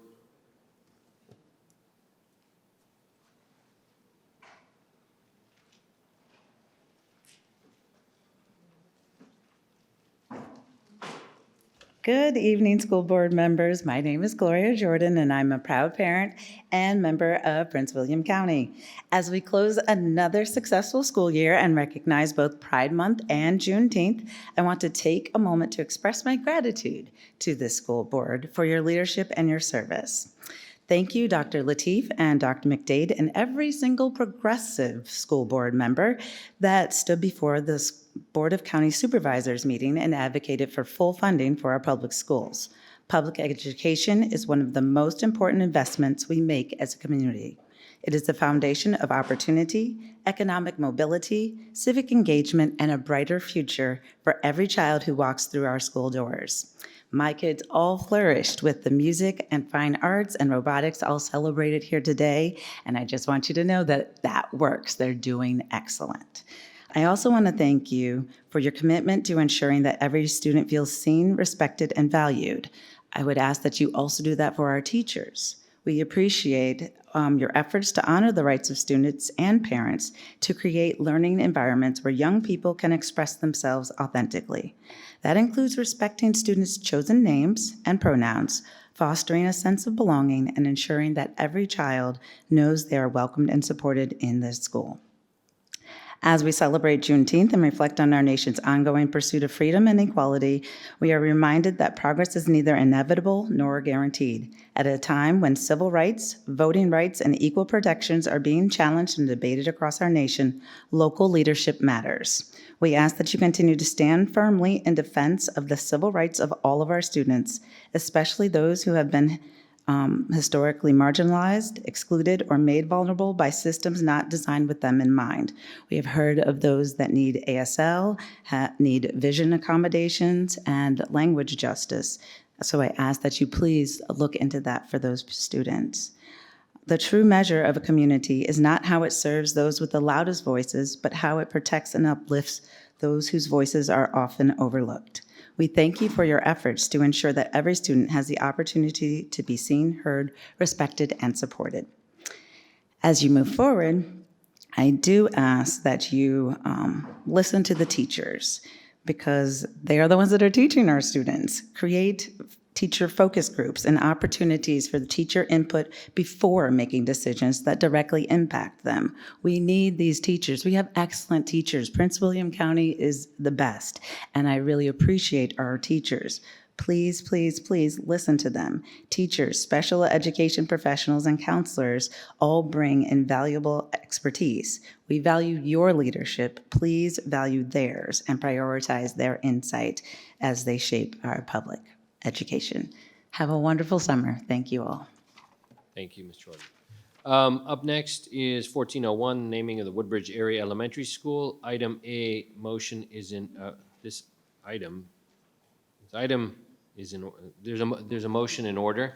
Lori Williams, representative of the Woodbridge District, please move the motion. Thank you, Chairman Lateef. It is my honor to make a motion for the first brand-new elementary school in the Woodbridge District in several decades by stating, I move that the Prince William County School Board approves the naming committee's naming recommendation of the Woodbridge Elementary School for the Woodbridge Area Elementary. Do you have a second? Mr. Chair, Mr. Blake. I second. Mr. Blake seconds the motion. Any discussion? Ms. Williams. Mr. Chairman, I just would like to thank the division staff, everyone who came out in the community. I spent the past week, especially between graduation and in my neighborhood, walking around speaking to a lot of elementary school students. This has been an amazing process. Even up until today, citizens were prepared to comment on this, which shows how much we have connection with our community, and it is just an honor to be not only naming but opening a new elementary school in my district. And when I have this moment, I just want to say to all the young Potomac View students that I spoke to over the past several days, I told you I would say this, thank you for spending your time with me. Thank you for sharing your opinions. I know you guys don't get a lot of recognition being little ones, but I said I would say, so I really appreciate your time and energy. Thank you so much. Thank you, Ms. Williams. Okay. I support the motion, and I think it's always great to name the schools after the area they're in, and this being the first school you will see when you drive down Route 1, I think it's critical, and you enter Woodbridge, and it's a beautiful, spectacular facility, and I'm excited to name it Woodbridge Elementary. Please vote.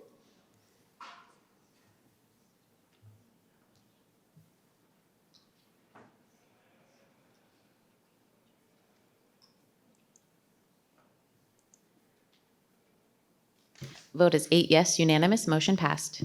Moving on, Student Matters, we have tonight, for her final school board meeting, on the dais, Karina Grover of the recent graduate of Colgan High School. And we also have Ms. Beulah Sarsa, who is here this evening. If you want to move up to the podium, Ms. Beulah, we have you both for student rep time tonight.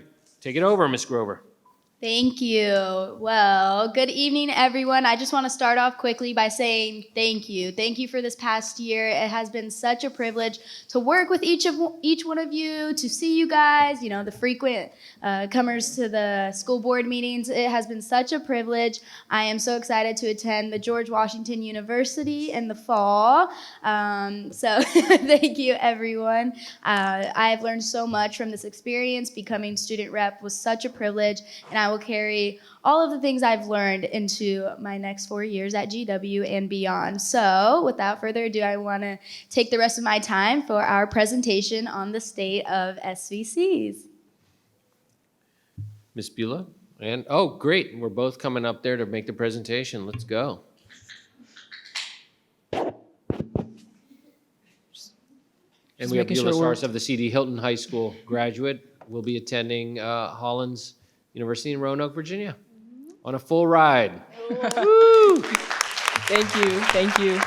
Really quickly before we start our presentation, I just want to say thank you for allowing me to learn from all of you, everyone that I interacted with, whether you were from the county police, whether you were on the school board, whether you were from Dr. McDade's staff, you all made a difference in my experience, and I thank you for that. And everyone who participated, whether you commented as a citizen commentator, or you came to just watch, your civic engagement is important, and I thank you for showing up. So without further ado, we will get into the presentation. Hello and good evening to members of the Prince William County community, members of the school board, and Superintendent McDade. Karina and I are honored to have the opportunity to provide you with an update on the state of our student voice committees. Within this presentation, Karina and I will highlight how exactly our SVCs have empowered our students to become stronger leaders in alignment with key areas of the division's 2030 strategic plan. We want to start by making sure everyone understands the purpose of SVCs, also known as Student Voice Committees. The SVC initiative was launched with a singular goal in mind: bringing students and their administrators, principals, school board members, and other county officials together. This presentation aims to showcase all of the wonderful ways that students in SVCs across the division have stepped up as leaders and positively impacted their schools in 4 areas found in our strategic plan. The first section features positive climate and culture. The culture of a particular school does not exist in a vacuum. Collaborative relationships between students and staff, along with school traditions, all contribute to the overall feel of a school and how much of a community its students think it is. The next few slides feature the work of 3 SVCs that improve their school's climate and culture. SVC members at Woodbridge High School noticed that their lunch periods could be especially crowded due to their large student population. So they gathered student feedback by conducting a survey focused on that lunch seating issue. They then used that feedback to work with their admin team to install high top counters along the wall of their cafeteria. These standing areas expanded the capacity of the room, encouraged movement, and improved student comfort. After reviewing data from their annual school survey, the Student Voice Committee at Grand Park Middle School noticed that many students had concerns about the school's climate and culture. To address this, the SVC introduced several initiatives focused on positivity and relationship building. One of these initiatives was Peppermint Wishes. These positive notes included messages like, "You're meant to do amazing things." That's so cute. The SVC also organized activities such as rock, paper, scissors to encourage interaction and school-wide participation. Overall, these initiatives brought students together and positively impacted the school's culture and climate. Finally, for this section, we have students at the Knoxville School who noticed that their peers were missing the morning announcements due to a variety of reasons, with the most pertinent being the fact that many students took classes at the local high school, so that's Brentsville District High School. Additionally, the middle schoolers wanted a more accessible way to view their lunch menu. To make sure that students had the information they needed and to ensure that all students felt connected to their school community, the Knoxville SVC created a student website to act as a one-stop shop for information and announcements that every middle school student there needed.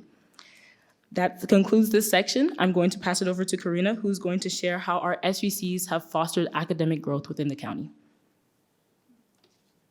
Thank you. So SVCs haven't only helped improve the climate of schools, but they've also helped students grow academically. Learning and achievement for all is our second topic, and commitment as labeled in Elevate 2030. So first off, members of Potomac Middle School's Student Voice Committee noticed that their peers' SOL scores were lower than they wanted it to be. They recognized this as an opportunity to better support students academically. The SVC set a clear and ambitious goal to help every student increase their SOL scores. One of the most effective strategies was offering after-school Zoom tutoring sessions for all grade levels and SOL-tested subject areas.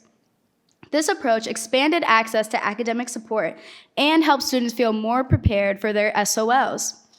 Now, at the high school level, at Charles J. Colgan Senior High School, I'm an alum, by the way, there were many tutoring and extra help sessions available to students. However, students often didn't know when these sessions were even happening, and in many cases, tutoring sessions tended to overlap, which limited access and caused a lot of confusion amongst students. So our SVC identified this issue through student feedback. They reached out to all National Honor Society groups to gather their tutoring schedules. They created a centralized tutoring calendar that students could easily reference. As a result, academic support became more accessible and easier for students to use. Now, at the middle school level again, students in Fredland Middle School's SVCs noticed that their peers were struggling to feel like they belonged in a school community that saw them for who they are, while staying on top of their assignments and work. So they organized school-wide initiatives designed to bring the student body together, like motivational chalk drawing and SOL pep rallies. This helped students feel supported by their peers, and they began to see their school as more of a community, as opposed to a building they go to every day and turn in assignments. So all of the activities I've mentioned, they're so essential in schools because we want to make learning fun and engaging. Doing the same boring things every day can lead to burnout. So I'm going to pass it over to Beulah to talk about how our SVCs have supported students' well-being. Thank you, Karina. In this section, we will share how student voice committees from 2 schools have contributed to student well-being. This work is especially important as supporting students' mental, emotional, and social health is essential to their overall success, both inside the classroom as learners and outside of the classroom as friends, siblings, and future members of the workforce. Burnout, lack of motivation, and feelings of isolation among our secondary students is common, but it is still a cause for great concern. Luckily, a highly motivated group of middle schoolers at Potomac Shores are looking out for one another. The SVC at Potomac Shores Middle School worked with their admin team to put encouraging notes on lockers, as well as hang up QR codes that link to inspirational videos in the mornings before school starts. The videos change every other day, and they feature members of that school's SVC. So not only is it a good way to get a positive word in, before class starts, but it's a great way for these students to get to know their student leaders. Cliques can form quickly in our secondary schools, and most of the time, it's not our students' fault. They may not have the opportunity to interact with people who take different classes, have different lunch periods, etc. These circumstances can make for a very isolated student body. Students from Bull Run Middle School's SVC noticed this lack of camaraderie and decided to take action by launching the 45 Minutes of Fun initiative. Once or twice a quarter, students had the ability to make new friends and have fun at the same time. They could craft, play, and socialize together in a low-risk environment, whether it was a teacher's classroom, a space in the hallway, or the gym. Now I'm going to pass it over to Karina, who will discuss collaboration efforts between SVCs across the division. Thank you. So, with nearly 90,000 students, PWCS is a very large division, so collaboration may seem challenging. But through SVCs, students have successfully built strong connections and relationships countywide, starting off strong with Parkside Middle School. So they observe concerning patterns within their school and use data to really address the issue. So students from all grades, 6th, 7th, and 8th grade, presented their findings about these various issues and their proposed solutions to the school's leadership team, as middle schoolers, by the way. Their leadership team was very receptive and supported each grade level in implementing their initiatives. 6th graders coordinated student incentives for lunchroom cleanliness, 7th graders helped create a one-way hallway to alleviate traffic, and the 8th graders had the opportunity to conduct a student-led pep rally, as an 8th grader, by the way, to boost student participation in school-wide events. So SVCs, like the one at Parkside Middle School, are strengthened when members of school's leadership team make an effort to show students that their perspective and solutions to different situations matter. Now at the high school level, we're going to talk about Woodbridge High School SVCs. So their students facilitated small group discussions with Lake Ridge Middle School SVC. So you really see this collaboration happen here. So middle school students were guided through a structured brainstorming process to identify issues within their school. Each group discussed possible solutions to the challenges they identified. Students also identified appropriate individuals or school offices they could contact for support and next steps. The overall goal of the meeting was to mentor and support middle school SVC students by modeling leadership, collaboration, and effective problem-solving skills. Now, here's going to bring the energy. At Unity Reed High School, the SVC noticed low student involvement and awareness. They created a school-wide presentation and a promotional video to raise awareness. They also restructured the SVC by creating 4 committees, giving students clearer roles and ways to get involved.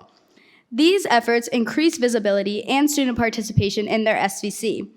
Ongoing collaboration with administration improved communication and ensured student voices were heard and supported.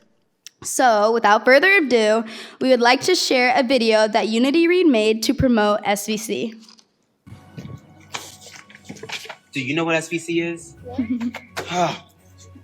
Do you know what SVC is? No. Hold on. What is SVC? Since you asked, SVC is a group focused on school community. I'm a ginger. It's okay. People of all backgrounds can join. Are there any requirements to join? Nope, none at all. I'm in. When do we meet? Once a month during advisory. Thank you for listening. And gracias por escuchar. Can we get a round of applause for that video? So Unity Read brought the energy, but they're not the only ones that bring the energy, man. The purpose of these middle school workshops is to build a stronger leadership connection between middle and high school by introducing students to peer leadership early on, encouraging them to be more involved in organizations like SVC. So these workshops were very structured. We had engaging interactive activities such as SVC share-out sessions, where students gathered ideas from other schools to improve their own, along with different games that helped them practice leading respectful discussions, which is a very important skill to have. These workshops are important because they help students develop confidence, communication, collaboration, and leadership skills at such a young age, while creating a stronger sense of belonging and community within their schools. That was a lot. You got a video, you got a lot of information, a lot of stuff. So I'm going to pass it over to Beulah to take us home and really speak about how important SVCs are and the work we do in PWCS. Thank you, Karina. Wow, can you believe all of the amazingly innovative ways that our students have improved their schools over the past year? Because I can't, it was amazing. Student voice committees aren't just a space for students to meet and deliberate on problems. They help foster key student-adult partnerships by allowing students a place in the continuous improvement process. SVCs allow our students to develop transferable leadership skills like collaboration, problem solving, active listening, and divergent thinking. Finally, our SVCs give our students the opportunity to connect with or engage with their peers in their school community, which makes school feel less isolating and more like the collaborative, inclusive space that it is meant to be. It wouldn't be a presentation from the outgoing student reps if we did not include a call to action, so here it is. Board members, division leaders, and Superintendent McDade, we need your help to safeguard the growth of SVCs across the county. How? First, by engaging with your SVCs. You can reach out to schools in your district and let students and sponsors know that you are willing to sit in and listen to meetings. We also need you to include student feedback. In your remarks towards the end of each school board meeting, you could include 2 to 3 direct quotes from SVC students that you pulled feedback from or have had the pleasure of corresponding with in the past couple of weeks, and state how you are incorporating that feedback into your decision making. Finally, we need you to empower the student perspective. Find a way to increase the amount of feedback that you get from students. So for example, the student representatives have a form that they send out to SVC sponsors and ask them to fill out before every meeting.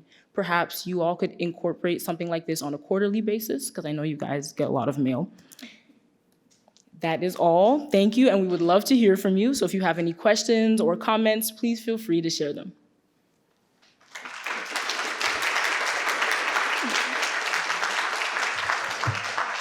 So I'll start with some questions. Guys, do all our high schools have student voice chapters? Yes, they do. Do all our middle schools have student voice chapters? Yes, they do. All right, fantastic. And before we acknowledge it, I just want to say thank you so much to Miss Viola, because she's in the back, right? She's right there. Please, can you stand up? Can you stand up? She's part of the reason that we have all of the middle school and the high school chapters. So I just want to say thank you to her. Do you have the student senators here tonight, some of them? Yes, we do. Yes, we do. Let's, have them stand up and stand up. We have Alana, CJ, Shivani, who is our Senate Pro Temp, and we have Storm. Say it again before when we're not clapping. Okay, we have Alana, we have CJ, we have Shivani, who is our Senate Pro Temp, and then we have Storm. All right, very good. Thank you guys for being here. Last question I have, and then we'll ask the other member. Tell me the difference between student voice committees in every high school, and I assume most high schools, middle schools have some kind of student council. What are the differences? Yeah, I can definitely speak on this. So I'm actually involved in both, and I've gotten this question so much because, on the topic of advocacy, it can kind of seem similar. But for SVC, we really collaborate more with our administration, people on the PWC central office level. way more than SCA, student council, student government, things like that. So student government and student council, they do a lot of work for engagement, things like homecoming, pep rallies, dances, things like that, while SVC focuses more on issues and identifies solutions to those problems. So SVCs could do things like finding solutions to crowded lunchrooms like Woodbridge High School did, while SCA would focus more on creating a positive environment. Maybe putting things on the TVs, things like that. So a lot of the stuff they do has overlapped, and actually in some of our schools, we've kind of collaborated with our student councils as well, so there's that cross-club collaboration. But I feel like SVCs, in my opinion, they do more work with the actual policies, actual advocating, while SCA, makes the environment, creates a positive climate and culture. So student voice committees, anyone can join? Yes, well, depends on the school. So Right. some schools want students to apply for it, while other schools, it's open for everyone. But there's not really a requirement. You don't have It's not an to. election to become. It is not an election. Anyone is able to join. There are, in some schools, officer positions in each SVC, but anyone can really join, which is what's so amazing about it. And student council is usually an elected position. Yeah, they're usually elected positions. They have general meetings as well, but they're a little bit more involved in the election process, while SVC is not focused on that. We're focused on advocating. So. Great. Ms. Williams? Thank you, Mr. Lateef. Dr. Lateef, excuse me. I'm going to add one more question for a little bit more understanding. Now, student council members who are elected or on that, how does that work with the student senate? The student senate. So the student senate is comprised about around 2 to 3 people from every high school. So that process kind of happens March, April timeframe. And basically they submit an application to their school. So, it has a bunch of questions, essay questions, short answer questions.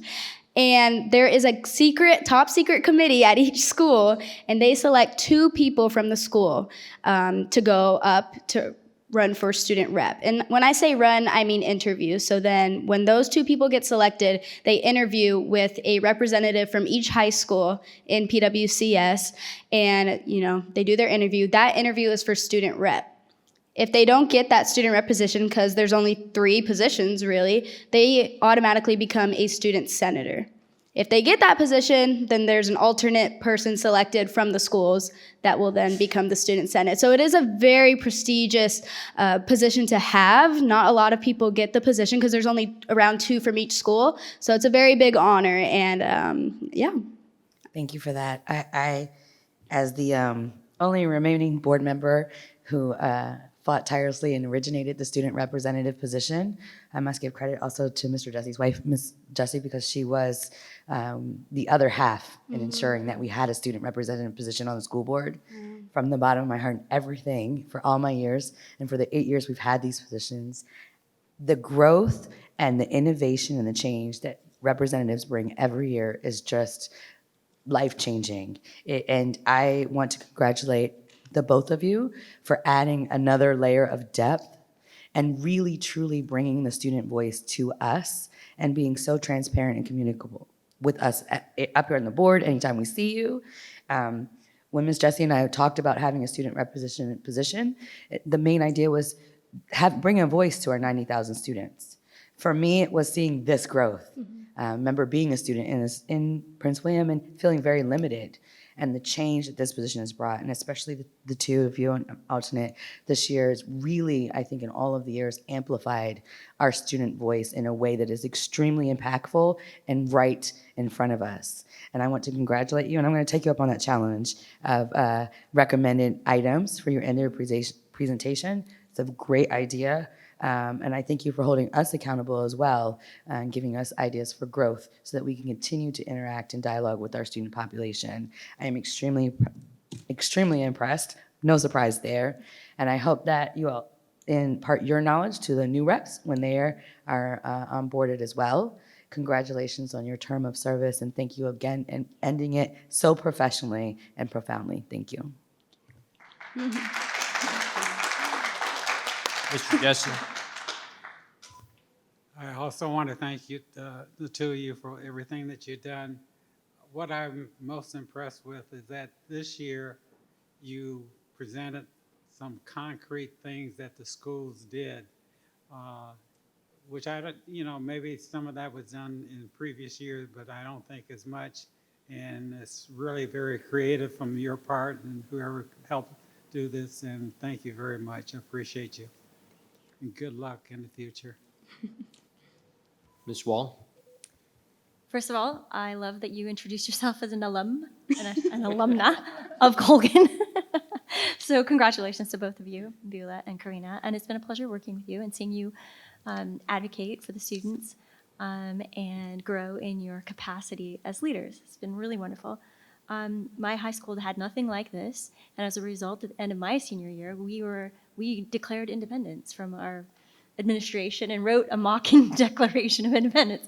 So there's a need, and I love it. And I love that that all along there is a process for students to come together and talk about the challenges they see and come up with solutions. I like that it's solution-oriented, and I like that staff has been able to help the students implement their ideas. So thank you so much for your presentation. It was very informative, gave me a much better understanding of what student voice committees are doing, and I look forward to taking up the invitation to meet with students. Thank you very much. Hey, anybody else? Ms. Tredenick? I just want to say thank you both, and I'm so impressed with the fact that you came to our meetings and then also made it to school the next day on time and ready to work. So I'm really impressed by that. And I wish you guys the best, and thank you so much for being so pleasant and fun and dealing with all of us. So thank you guys. All right, well, this might be it. This is it. So first off, Karina Grover, Beulah Sarsa, thank you so much for your support this year and for representing the student voice on this dais, in this school division across this county. This board will always consider you a friend and a colleague, and we wish you all the very best on your future. Thank you very much. Thank you so much.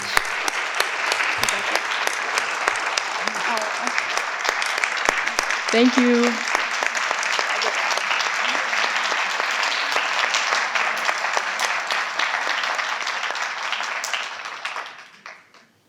Okay, up next, we now have, apropos for the moment, the announcement of next year's student representatives, and we have a motion in order. So we will move to that item for the student representative for the 26-27 school year. Motion's in order. Vice Chair Jesse.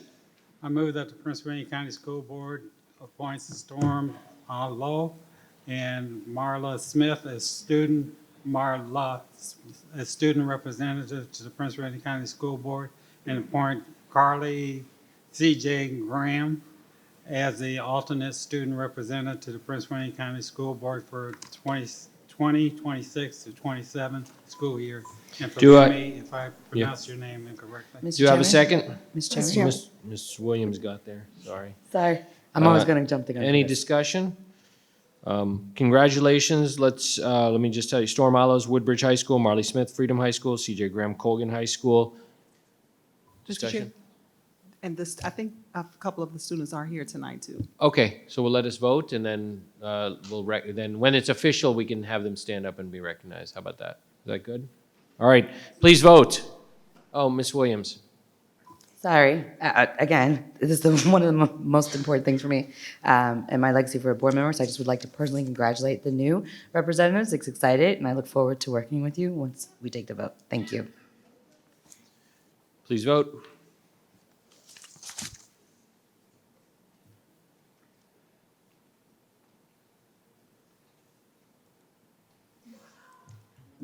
Did I vote twice? Did I vote twice? Oh.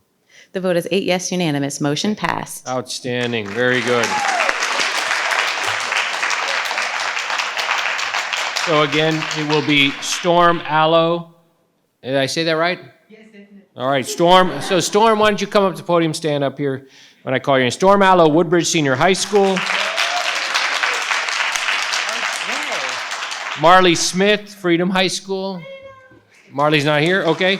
Our alternate, Carly C.J. Graham, Colgan High School.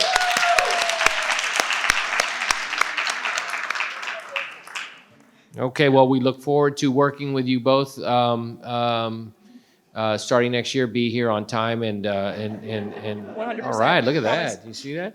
Now, we're very excited. Thank you guys very much for being here, and we look forward to learning a lot from you all. Congratulations. Congratulations. You have big shoes to fill. Yeah, Thank We you. know, we know. Dr. Lateef. Yeah, Ms. Zargarpur. Yeah, Carly, is it Carly or CJ? CJ works probably better. CJ, we got to talk about the student voice thing then, so make sure I'm taking that recommendation. And we'll make sure the division puts out the names and sort of little bios on our next school board members. Thank you very much. Have a great night, guys. Thank you so much.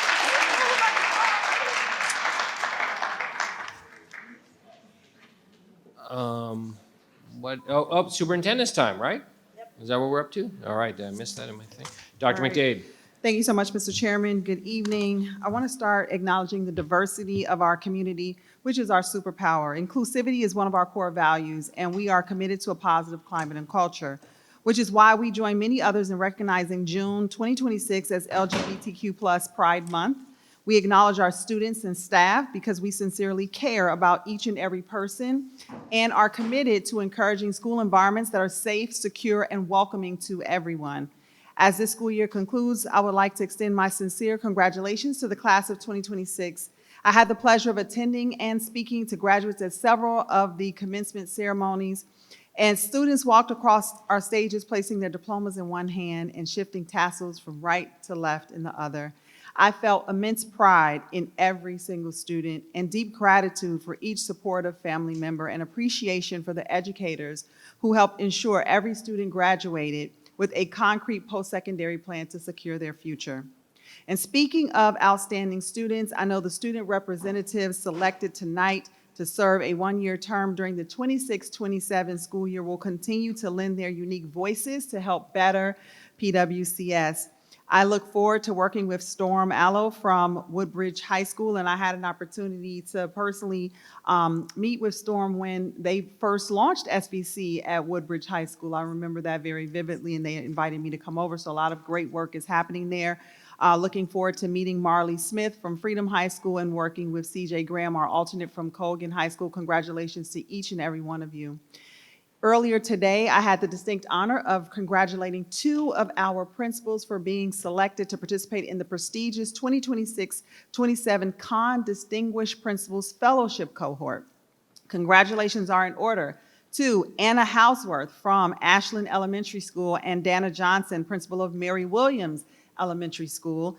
The Con Fellowship provides principals with opportunities for professional, intellectual, and personal development. It is a competitive process that is facilitated by the Con organization. They come in, they do interviews with the principal, with parents, with students, with staff. It's a very competitive process, and only 50 principals nationwide are selected to be a member of the Con program.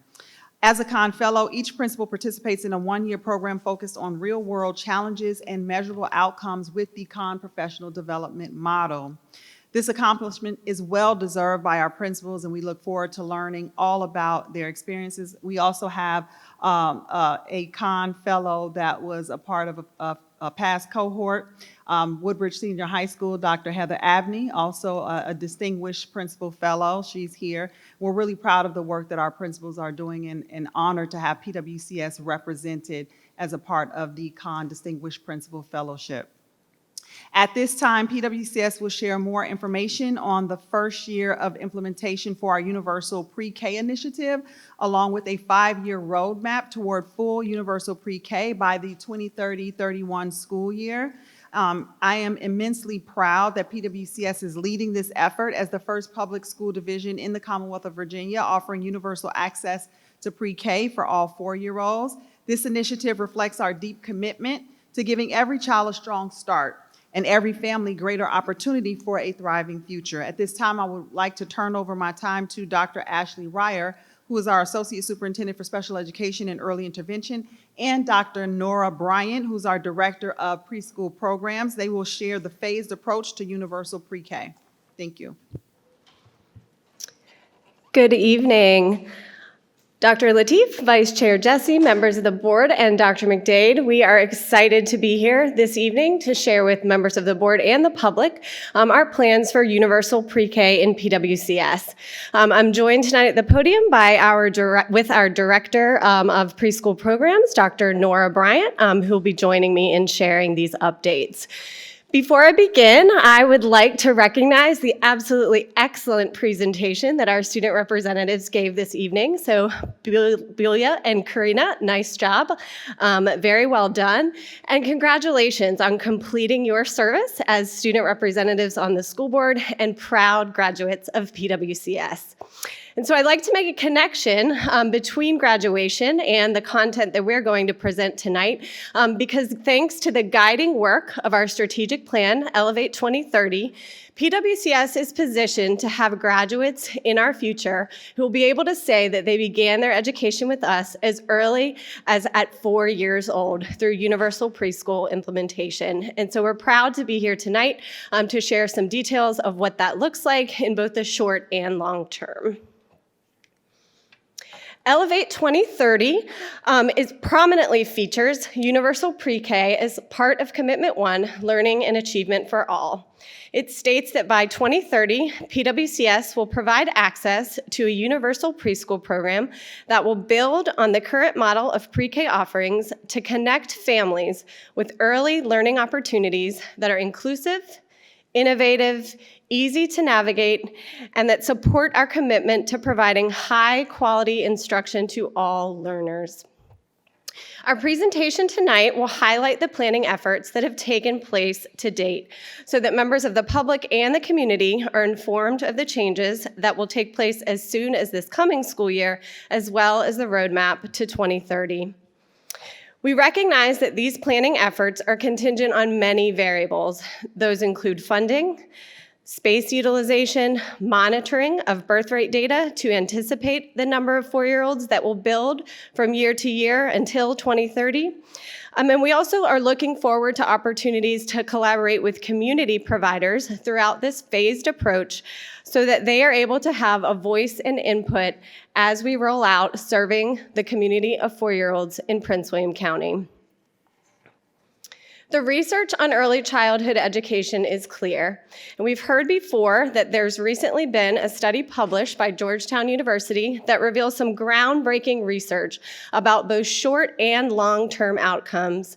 Children that experience high-quality early childhood education are not only proven to be more ready for kindergarten and experience early academic success, but these gains follow them all the way through graduation and beyond as they pursue post-secondary goals. As we implement universal pre-K by 2030, we will become a school division that transitions to being a pre-K through 12 school division, meaning that we have a place for all students who desire to be served as early as 4 years old. As we present this work, it's important to acknowledge that before working to expand, we had to take a moment to inspect program quality and equity. And so Dr. Bryant will be explaining some of the changes that are underway for next school year that really focus on those two program areas. We'd like to begin with some recognitions because there's been a lot of collaboration to date as we plan for not only next year, but and beyond.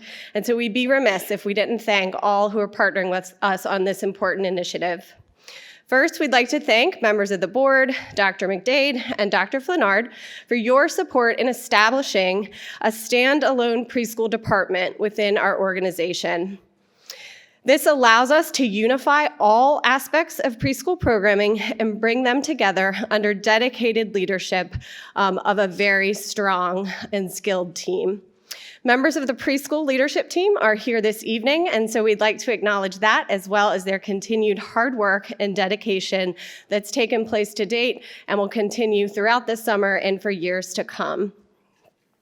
We'd also like to acknowledge our elementary leaders, namely our principals, who have fully embraced the idea of learning spaces in their schools becoming those that serve children pre-K through 5. This work cannot be done without collaboration with multiple central office departments, both instructional and operational. They have been critical members of the planning process for both next year and years to come. We'd also like to take a moment and talk about our work that will begin and will continue with community partners to share publicly that we're looking forward to engaging with them throughout this expansion.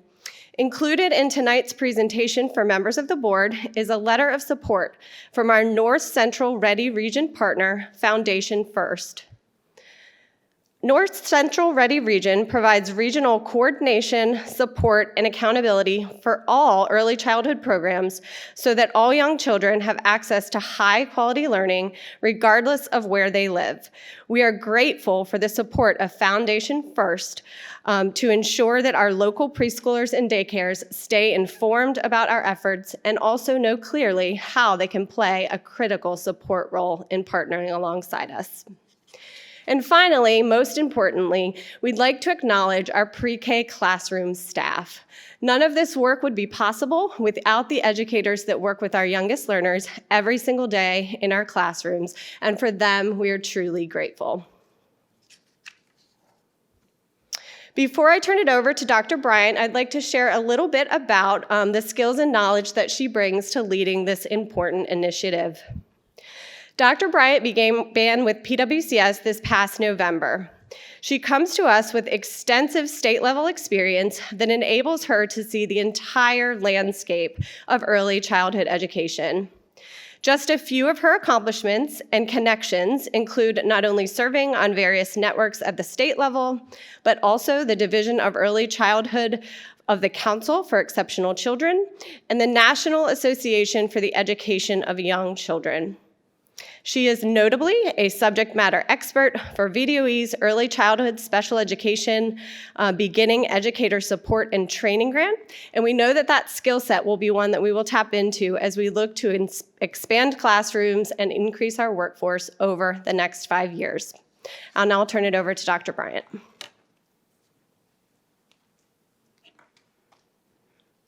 Thank you for that, Dr. Reyher. I'm excited to be here tonight and provide you guys an update of what we have done over the last few months. Before we jump into everything we've been working on, I think it's important to understand the broader early childhood landscape within Prince William County. Foundation First, which we mentioned earlier, has articulated a clear vision for Prince William that every child from birth to age 5 should have access to high-quality early learning opportunities regardless of where they live or their family's income. Current data indicate that Prince William County has approximately 21,859 children under the age of 5. Across all sectors, including center-based providers, family child care, and public school programs, there is only capacity to serve just over 18,000 children. There remains an estimated unmet need of 3,800 early childhood spaces across our community. The financial impact on families is also significant. The median annual cost of preschool services ranges from approximately $17,000 to more than $20,000 per child annually. Universal pre-K is one strategy to address a broader community need, aiming to increase access to high-quality early learning opportunities for all children and families in Prince William County. Today, currently in Prince William County Schools, we serve children through multiple preschool pathways. During the 25-26 school year, we serve almost 2,000 4-year-olds. This includes students served through Virginia Preschool Initiative and Head Start, students receiving special education services in both classroom-based and resource settings, and community peers participating in reverse inclusion classrooms. In addition, we serve 871 2- and 3-year-olds through Head Start, early childhood special education, and reverse inclusion programs. Collectively, these programs represent approximately 35% of the projected 4-year-old population according to our 5-year planning model. These numbers highlight both the strong foundation that already exists and the significant growth required to achieve our division's goals. To inform long-range planning, we needed to estimate future demand for publicly funded pre-K among the 4-year-old population projected for the 2030-31 school year. For long-range planning purposes, we have developed assumptions around future birth projections and participation rates, considering space needs for approximately 83 to 86% of eligible births, using a range around the midpoint birth projection of 5,750 children. This range is intended to represent a universal offering in which all families who desire publicly funded preschool through Prince William would have the opportunity to participate. It recognizes that preschool attendance is not compulsory and that not every family will pursue enrollment. These figures are intended for long-range planning purposes and may be refined as additional enrollment, birth rate, and community demand information becomes more available over time. This slide outlines the significant benchmarks towards universal pre-K implementation in 2030. In 26-27, our focus includes expanding access to full-day early childhood special education classrooms for 4-year-olds, opening additional VPI-funded classrooms, and piloting 3-year-old Head Start classrooms. By 27-28, Washington Reed Preschool will open at full capacity, adding approximately 19 classrooms alongside additional school-based expansion and the implementation of a priority-based lottery and enrollment process. Over the following years, the division will continue expanding school-based classrooms while planning additional preschool centers. By 2030-31, full expansion could mean a total of 285 universal pre-K classrooms, expanding access by approximately 146%. This roadmap illustrates how universal pre-K expansion is expected to occur over time. Beginning with approximately 1,995 4-year-olds served in 25-26, PWCS anticipates serving an additional 145 students in 26-27, followed by continued annual growth with new classrooms and facilities.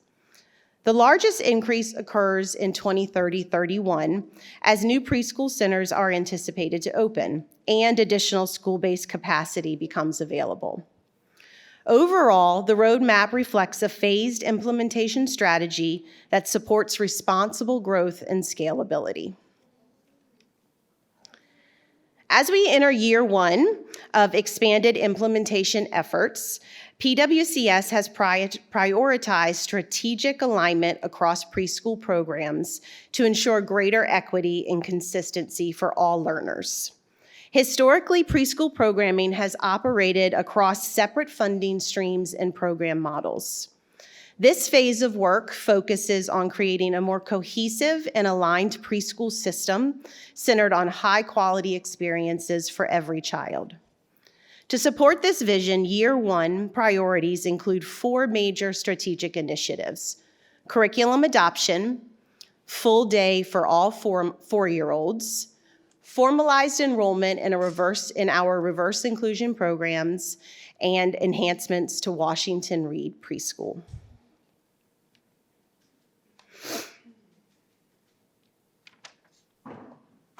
One of the most critical components of a quality preschool programming is the implementation of a high-quality curriculum. Research consistently shows that strong preschool curricula improves early literacy, oral language development, mathematical thinking, executive functioning, and social emotional growth. Our preschool teachers in Prince William expressed to us the need for a curriculum that better supports diverse learners and noted a desire for enhanced teacher supports and materials. As part of this process, we conducted a curriculum review and adoption process and selected Creative Curriculum as our new preschool curriculum. Thank you to you all for approving that curriculum earlier this evening. All teachers will participate in summer training, receive ongoing coaching support throughout this coming school year, and have access to continued professional learning opportunities. School administrators will also receive training to strengthen instructional leaderships and ensure alignment across our classrooms. Another major strategic priority is expanding access to full-day preschool programming for all 4-year-olds. Again, research demonstrates that children enrolled in full-day preschool programs show greater gains in early literacy, mathematics, and social-emotional skills compared to children in half-day programs. A study from the National Institute for Early Education Research also found that full-day preschool students often demonstrate stronger attendance patterns, improved classroom engagement, and greater readiness for kindergarten. Reverse inclusion is one way PWCS advances inclusive opportunities for younger children. In these classrooms, typically developing children learn alongside children with disabilities under an early childhood special education teacher. As part of universal pre-K expansion, PWCS is formalizing enrollment of community peers through an expanded 8x8 model, increasing access to full-day instruction, transportation, and priority-based enrollment opportunities.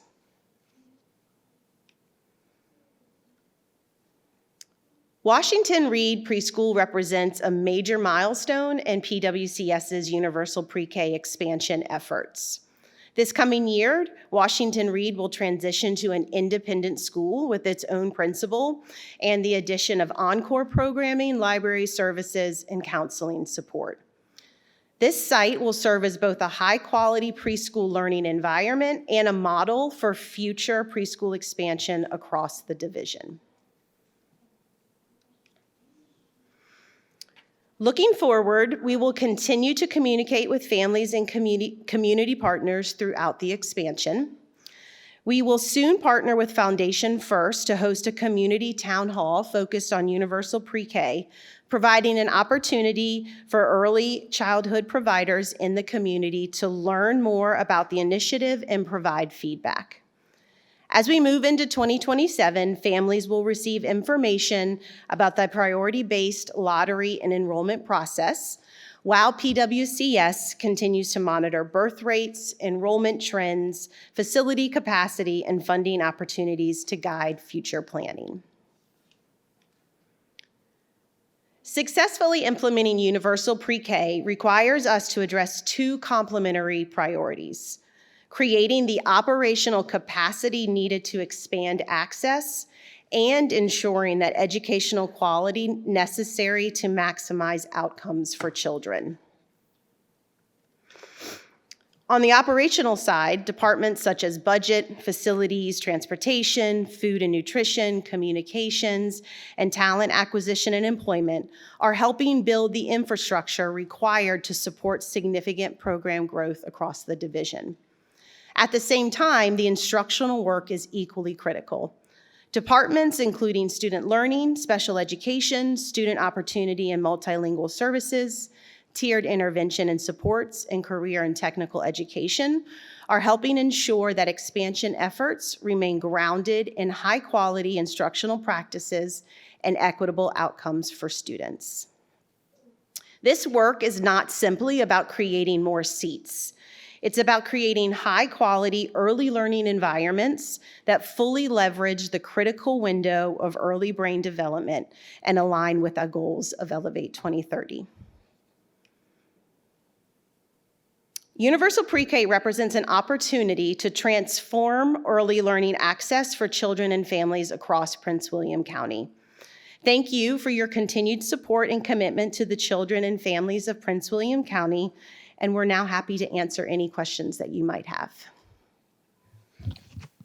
Anyone have any questions? I think I do have a couple questions. I've been on the Head Start Committee now for 2 years. Yes. Could you talk a little bit about the curriculum? I was at a meeting the other day and they were talking about, learning the ABCs and math and so forth. but the curriculum, I think, is a little different. Can you talk a little bit about that? Sure. In the preschool world, nothing that a student learns stands in a silo. So when you really think about educating young children, it's an overlapping of all the different areas of development that need to be addressed. And so when we're looking for a quality curriculum, the first thing we're looking for is that it's based in high engagement in play, because play at an early age is learning. And in the early childhood world, we embed all the instruction, like early literacy, early math skills, into play. And so creative curriculum is a highly engaging, play-based curriculum that has a very clear scope and sequence of what our children need to learn to be ready for kindergarten. It addresses all parts of development, so not only the pre-academic skills that you need for kindergarten, but it addresses social emotional skills, self-regulation, fine and gross motor, social skills with other peers. So it's a fully encompassing curriculum for all areas of development. The other question I have is there seems to be a pretty healthy wait list. Yes. Going forward with the new school with Washington Reed, is that going to help eliminate that wait list some, or do we expect more? Well, I may have had a different question than a week ago. We're currently almost 500 more applications than where we were this point last year. So while we had a wait list coming into the year, the excitement around universal preschool and I think the awareness of what we offer has grown. So we may have an even larger wait list with our attempts at opening even 145 new spots this coming year. But our goal for enrollment in future years until we reach full capacity is to still have a priority-based enrollment. So it's really important to us that we address the needs of the families on our wait list while also increasing access to families across the division. Anyone else? Ms. Williams. I'm just going to keep it brief and say thank you very much Oh, yeah. for all of your hard work on this. Thank you. I know that several years ago, I was working with Ms. Jesse on the board for VPI Plus. Mhm. We had hundreds long wait lists at that time. Yes. Never gone down. There's No. an apparent need. And I just congratulate you on the hard work, and I'm looking forward to hearing the updates in the future as we progress along this road. Thank you. Thank you. Ms. Walls. Thank you for this presentation. Yeah. I have received a lot of questions actually on this topic. Yeah. From families, from providers of early childhood education in the private sector, and others who wish they could be a part of the current program that we have right now and who haven't been able to get in. So I think there is a lot of interest. Yes. I think there will be a lot of interest in this presentation. Community is interested in knowing what our thoughts are on planning this. And I appreciate the detail and the roadmap and the strategic planning. I know there's going to be a lot of work ahead. I thank everybody on the team who's done all of this work so far.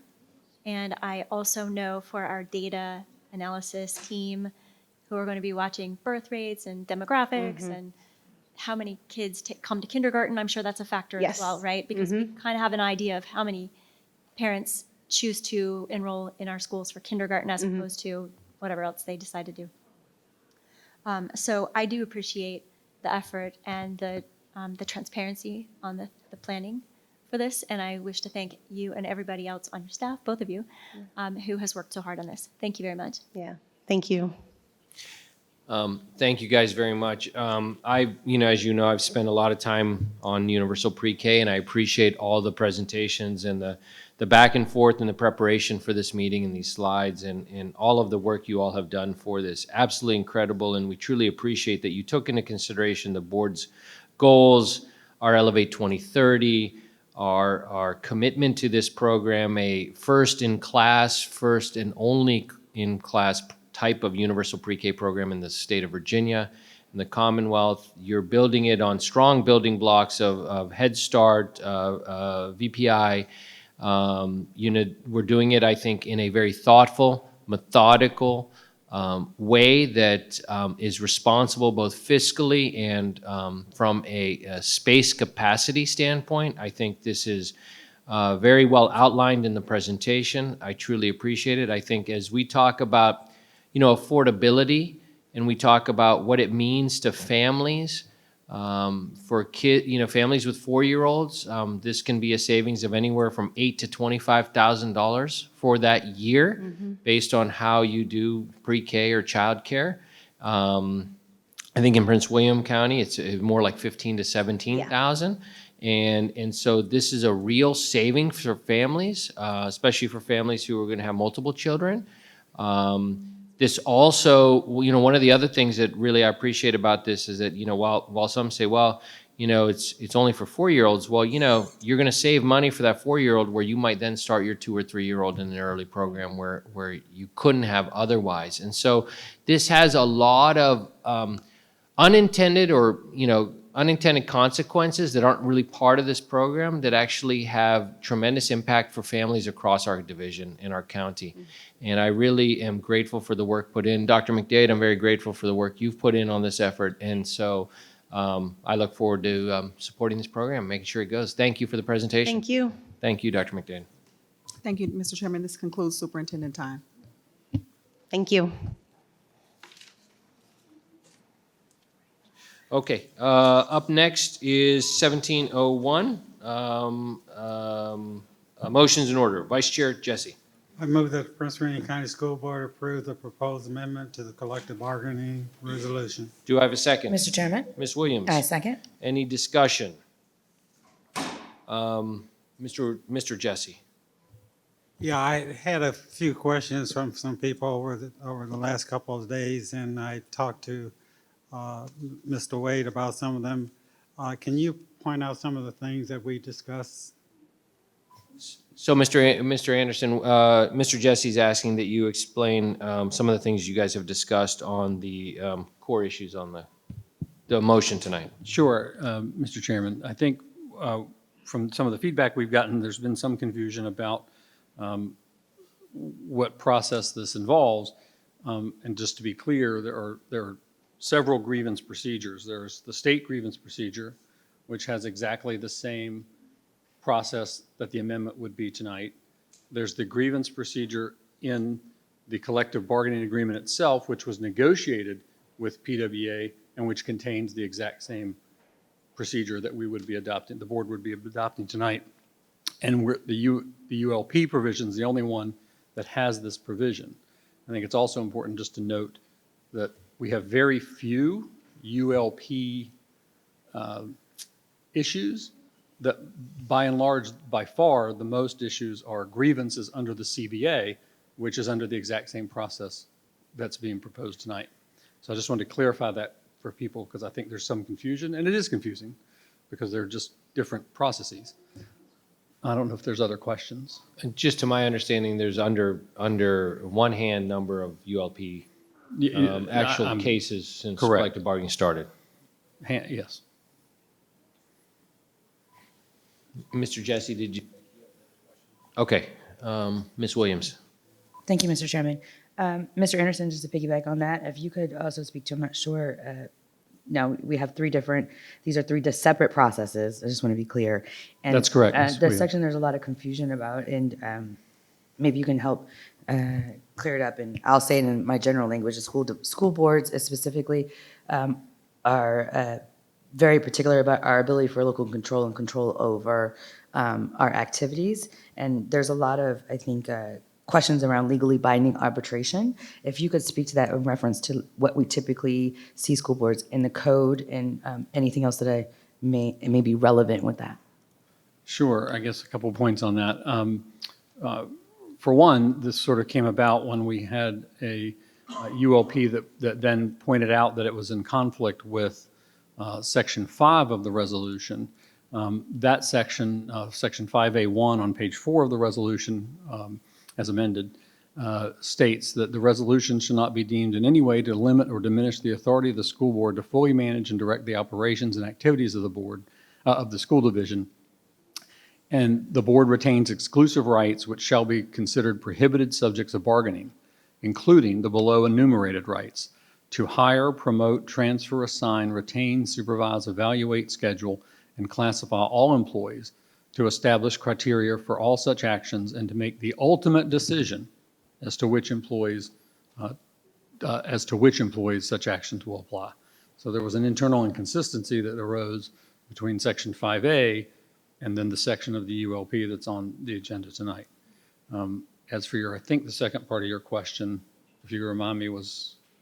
Just if there's anything related to that that would help our public and especially the union members understand when we talk about, excuse me, just lost it a second, binding arbitration, Sure. sorry. Because it is a misnomer, I think, and other forms of collective bargaining outside of K through 12 education. I think that carries a little bit different weight and is a more familiar process with collective bargaining than within K through 12 education. We're sort of a niche in that area. Well, there certainly are cases that stand for the proposition that school boards are not allowed to have binding arbitration because under Article 8, Section 7 of the Virginia Constitution, school boards are vested with the ultimate authority, which includes to manage the school division, which includes hiring, firing, and as a core principle over its personnel. Again, hiring and firing isn't really a ULP issue. There are grievance procedures set forth for that mirror what the amendment would be tonight. So I hope, did that answer your question? It did. Thank you. I don't have any more questions. I just have comments. Should I continue or just? Why don't you do your comments and then we'll move on to the next Thank you. I just want to, for me, I'm going to be supporting this. I was one of the board members when we first began the collective bargaining process that did not appreciate having this in there because I felt that we would be where we are today. The ULP process is not the same as other grievance processes. It's important, I think, it's important to note that there isn't a clean communication bridge when you talked about collective bargaining between the board and PWEA. I think it is our duty to do a little bit more educating on the public from our end of how the process works because there's still significant misunderstanding. Also, this is not a reflection of anything other than the board being a corporate body as we are designated by Virginia State Code and Law. It is important that we keep in alignment with that. This does not in any way prevent the collective bargaining process from occurring. What I will say as someone who is educated in conflict resolution and peacekeeping, my grievance with this process lays at the state. The state is the originator of the law. There is much to be done, I feel, for collective bargaining to be equitable, not only for boards, but also for school employees. And that is not up to this board. We are working within the confines of the law as it exists, and I look forward to working collaboratively on an individual basis, because that's how it is right now. When we discuss things with union members and board members, there is no sit down at the table with each board member and a head of PWA. That is not how the process is structured.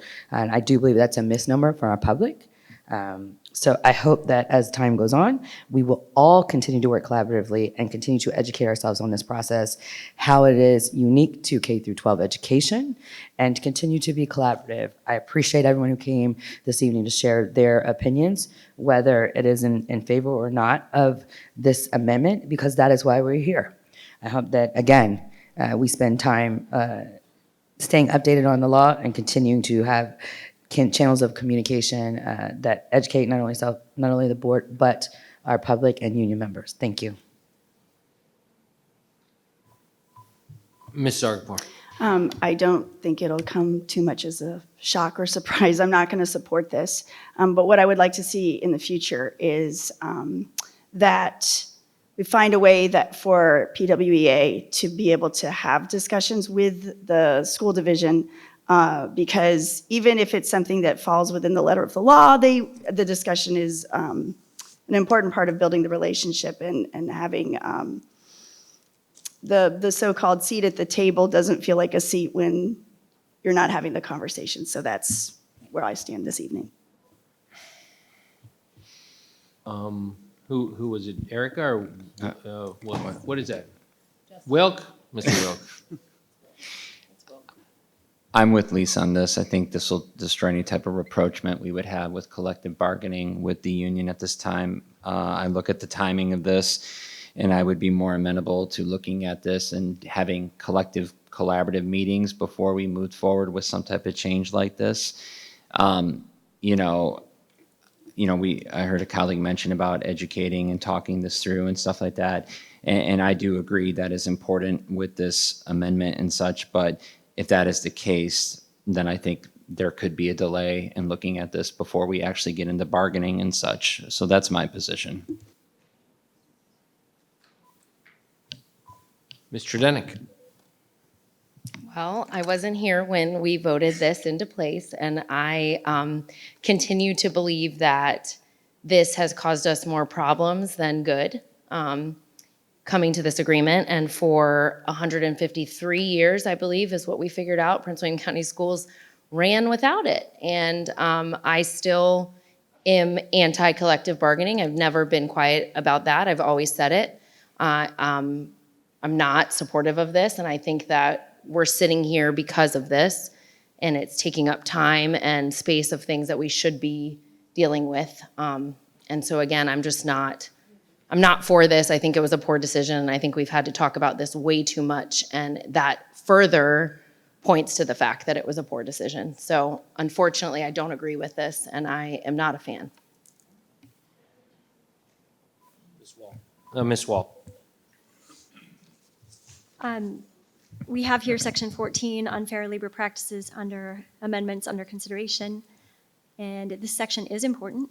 It outlines specific conduct that is prohibited by the school board and by labor organizations or its representatives or agents. It outlines the procedure in the event that a claim is made that an unfair labor practice has been committed either by the school board or labor organizations. And it is that procedure that is at issue. And I appreciate the answers and information given by Division Counsel to help clarify some of the broader context, the structural context of the collective bargaining agreement. And I feel like the answers that, or the explanations that were given were very important and are germane to the issue tonight. School boards are elected or appointed to oversee public education in their respective jurisdiction, and our power to do so stems from the Virginia Constitution, Article 8, Section 7, which states that the supervision of schools in each school division shall be vested in a school board. It is a right and our responsibility to supervise public education in Prince William County schools. So in light of that, I wish to highlight an analysis to this issue that I don't think has been raised, but is important to my understanding of what is the appropriate approach to take. One important angle that I wish to highlight that you may not have heard articulated is the relationship of accountability with the citizen that a board member holds, but which the dispute resolution neutral in an unfair labor practice charge does not. For me, this is an important element of the question of where the appropriate power lies and what mechanisms of accountability to the citizen exist for any decisions that are made. Fundamentally, I feel that if not amended, this provision risks undermining our ability to discharge our constitutional and legal rights and responsibilities by delegating them to unelected, unchecked, and unaccountable individuals. Of course, no one is completely infallible, but board review follows processes in other points of the bargaining agreement and thus puts in place an important check and balance on delegated power should a mistake or error of law or judgment occur. This also importantly aligns the rights retained by the board in Section 5 with the unfair labor charge process in Section 14 and preserves our constitutional authority over key aspects of board supervision of schools. These are all very important. It's a very structured argument, but I feel like it is essential that we get this right. Thank you. Mr. Blake? Okay. Please vote. Oh, I'm sorry. Who's next? Mr. Jesse, please. I'm very mixed about what I should or should not do on this case, and I want to make a potential motion that we table this for further discussion later.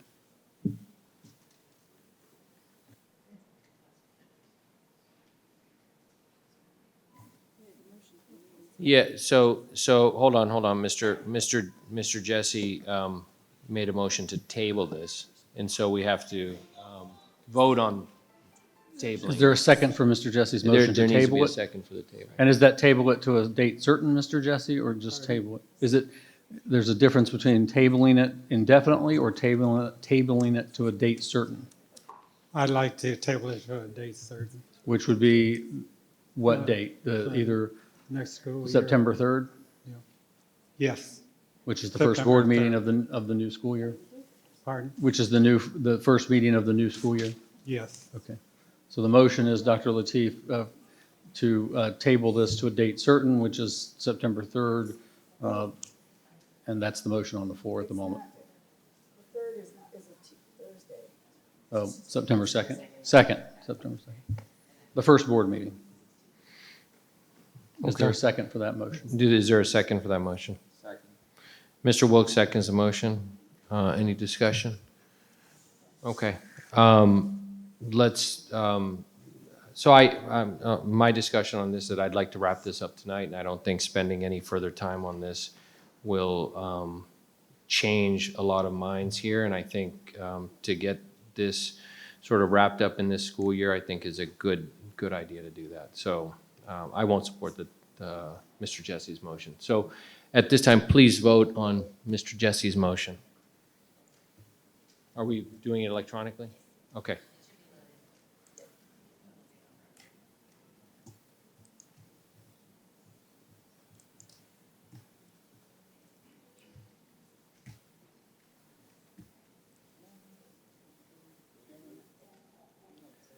You're voting no to table it. If you vote no, it's not to table it and to vote tonight to complete it. If you vote yes, you're voting to table it to June or January or September. September. Okay. The vote is 3 yes, 5 no. Lateef, Blake, Tredinnick, Wall, Williams. Motion failed. Okay. So we're back to the original motion now. Does anyone have anything to add? Mr. Blake? Yeah, okay, so I'll just read my remarks. So before I explain my vote tonight, I just want to begin with, reiterating what a majority of people up here have said tonight, what this amendment is not. And this amendment does not change collective bargaining. It's not a change to any negotiated contract language. It's not a change to employee rights. It does not eliminate an employee's ability to file grievances, pursue unfair labor practice claims, or participate in the collective bargaining process. Those rights all remain intact. I support this amendment because I believe it brings greater clarity, consistency, and accountability to our collective bargaining framework while preserving the rights of the employees and labor organizations. First, this amendment does not eliminate the independent review process for the unfair labor practice claims. Claims would still be heard by independent dispute resolution neutral who would review evidence, conduct hearings, hear testimony, and issue written findings and recommendations. That independent fact-finding process remains intact. Second, this amendment aligns the unfair labor practice process with the school board's existing responsibilities and authorities. As elected officials, we are ultimately accountable to the public for employment decisions involving hiring, discipline, termination, and other personnel matters. The proposed amendment clarifies that after an independent review has occurred, the school board retains responsibility for making the final decision consistent with the authority already vested in the school board. Third, this amendment does not reopen any negotiated contract provisions, change grievance procedures, alter timelines, modify remedies, or affect the current collective bargaining agreement. Employees and labor organizations will continue to have the ability to file grievances and pursue unfair labor practice claims, just as they do today. I know some employees have expressed concerns about what this amendment means for future bargaining. I respect those concerns. I appreciate those who have reached out to share their perspectives. Strong organizations are built through dialogue, and I believe those conversations are important. However, based on the information before us, this amendment does not alter the bargaining process itself. nor does it affect the upcoming round of negotiations.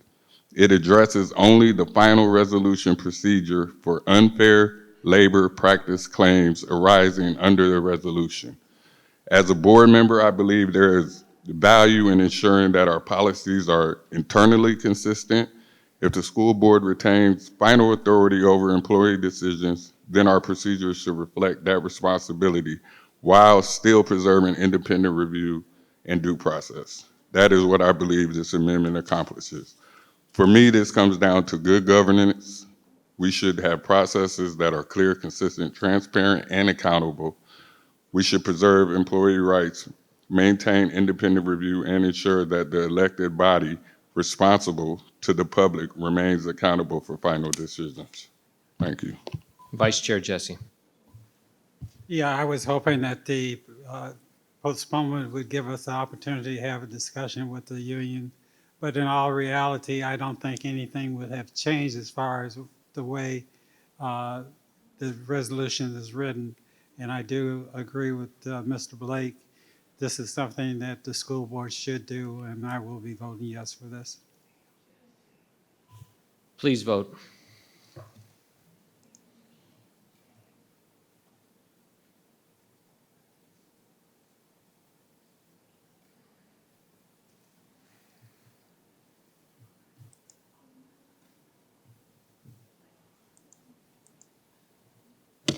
The vote is 5 yes, 2 no, Wilk, Zargarpur, 1 abstain, Tredinick, motion passed. Okay, moving on to board matters. I think last time we started with Tracy Blake. This time, Justin Wilk. Don't really have a whole lot of prepared remarks for this, so I'll be pretty succinct.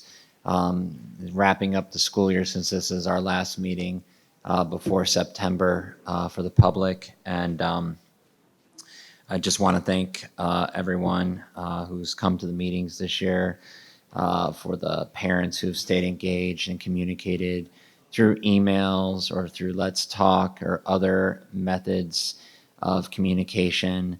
I want to thank all of course, our teachers and the multitude of times I was able to go into schools and visit and see them with their craft, masters at it, and doing phenomenal work with the kids. Of course, want to thank also the coaches for their mentorship and all that they're doing with the students as well for the different games I went to. Want to thank our administrators. We have some phenomenal principals, as Dr. McDade highlighted, 2 in the Potomac District with the Khan Academy. And then, of course, we had 1 last year with the Khan Academy as well. So good things are happening in Potomac. We've seen, congratulations, Principal Whitney, who's going to be the principal of the Potomac Shores Elementary School. And that's really exciting too, to see that progression and that school opening up in a year, which will be phenomenal. It's been quite the year between different things. The boundary process I thought was fairly seamless and collaborative with the boards. That was that was quite a process, especially primarily with the Potomac District, but I'm very happy again with the collaboration and the teamwork that we put into that. And I think overall, the vast majority of people were relatively pleased. There weren't going to always be people wanting exactly what they get with the boundaries, because you have to move people from schools to fill a new school. So that was a process this year. Just trying to reflect, obviously it's come to the culmination of the graduation ceremonies. I went to the Forest Park one, that was on Saturday. That was a special occasion, and thanks for my colleagues who attended that event with me. And then on Monday, I went to the Potomac Senior High School graduation ceremony, and that was a great event as well. Tomorrow night is the Independence School, and that'll wrap up graduation season. And then last night was an 8th grade promotion ceremony at Potomac Shores Middle. And then next week, I'm going to try to do 5 5th grade promotion ceremonies. So a lot of crazy, fun stuff happening, but I'm looking forward to the end of the school year and the break that will come, of course, also for our students, our staff, and hopefully our administrators get some time off as well. So With that being said, an unscripted end of the night, I thank you all for attending these meetings and have a great summer. Ms. Erica Truden. Thank you. I just want to say congratulations to all of our sports teams that are making it to regionals and states. I know that for some of them school is over, but states is in a few weeks, and so best of luck to you on that, since we don't really get to chat about the spring season until the fall. I'm going to read my letter to the class of 2026. As you celebrate this incredible milestone, I find myself reflecting on a truly special full circle moment. Many of you began your journey in Prince William County Schools when I started volunteering in our schools, watching your smiling faces walk into kindergarten. This week, I had the privilege of seeing many of those same faces walk across the graduation stage as confident, accomplished seniors. One of the greatest joys of serving as your school board member has been watching your journeys unfold. I've loved hearing about your plans and dreams. Students heading into the careers they've always imagined, athletes continuing their education while playing the sports they love, future scientists preparing to make discoveries that could change lives, young entrepreneurs helping grow family businesses, interns gaining valuable experience this summer, and even those looking forward to a well-earned vacation filled with the fish they plan to catch along the way. Each of your paths is unique, and that is what makes this graduating class so remarkable. There's a big world waiting for you, one filled with opportunities, challenges, adventures, and experiences that will help shape who you become. I have no doubt that you are ready. Your talent, perseverance, and character have prepared you well. It's been an honor to play a very small part in your journey as Prince William County students and as members of the Brentsville District community. I cannot wait to see what you accomplish next. As you move forward, please remember that you always have a home here. Please come back and tell us your stories, and we will be cheering you on every step of the way. Congratulations to the class of 2026. We're proud of you and excited for all that lies ahead. And finally, a special congratulations to my boy. I'm proud of you. Stay focused, work hard, and continually follow Jesus in all that you do. I love you, Micah. Miss Lisa Zar. Well, good evening, everyone. I have attended many graduations and will want to just share a couple moments that I found meaningful. One was being at Colgan's, and it was Dr. Healy's last graduation, and his comments to the students were that they're forever connected and that they were both leaving at the same time, and it was leaving me a little misty-eyed. But I'm so glad that he had 10 years at the school. Colgan will be celebrating its 10-year anniversary this weekend, so I will pop over there and see what's going on at Colgan. At Hilton's graduation, there was a really great moment when a student named Kenny came and sang "My Way." He has a great voice, and it was a great moment to watch everybody just really listen to him, and they took out their phones and did the flashlights on the phones. Osborne Park had a choir of not just kids singing, but they also had staff, and that was a great moment. Again, another super memorable thing that just made that one so special. And not my school, but I want to mention Unity Reed, because they had fewer than 500 graduates, I believe, and 300 of them were first-generation students, which was really something. And the principal asked students who had taken IB courses or advanced classes or whatever to stand, and it was amazing to see how many things the students had accomplished and what they'd done in their time there. And it was just that made it memorable, because it was just so, everyone in the crowd was the cheers for their students and how proud they were came across. So those were the moments that stuck out the most to me, other than the traffic from leaving or coming and going. But that was not the best part. But I wish everybody a great, restful summer. If you just graduated, I wish you the absolute best in whatever you're doing next. And I will see you all in September. Ms. Wall. Congratulations, class of 2026. It's been so rewarding to attend your graduations over the last few weeks. Pace West started it out. That's my very favorite graduation. Every student gets a personal tribute. And I wish we could do that for every student across the division. But it's just really amazing to hear their stories and see the growth and have staff praise them for what they see in that individual student. So congratulations to Pace West.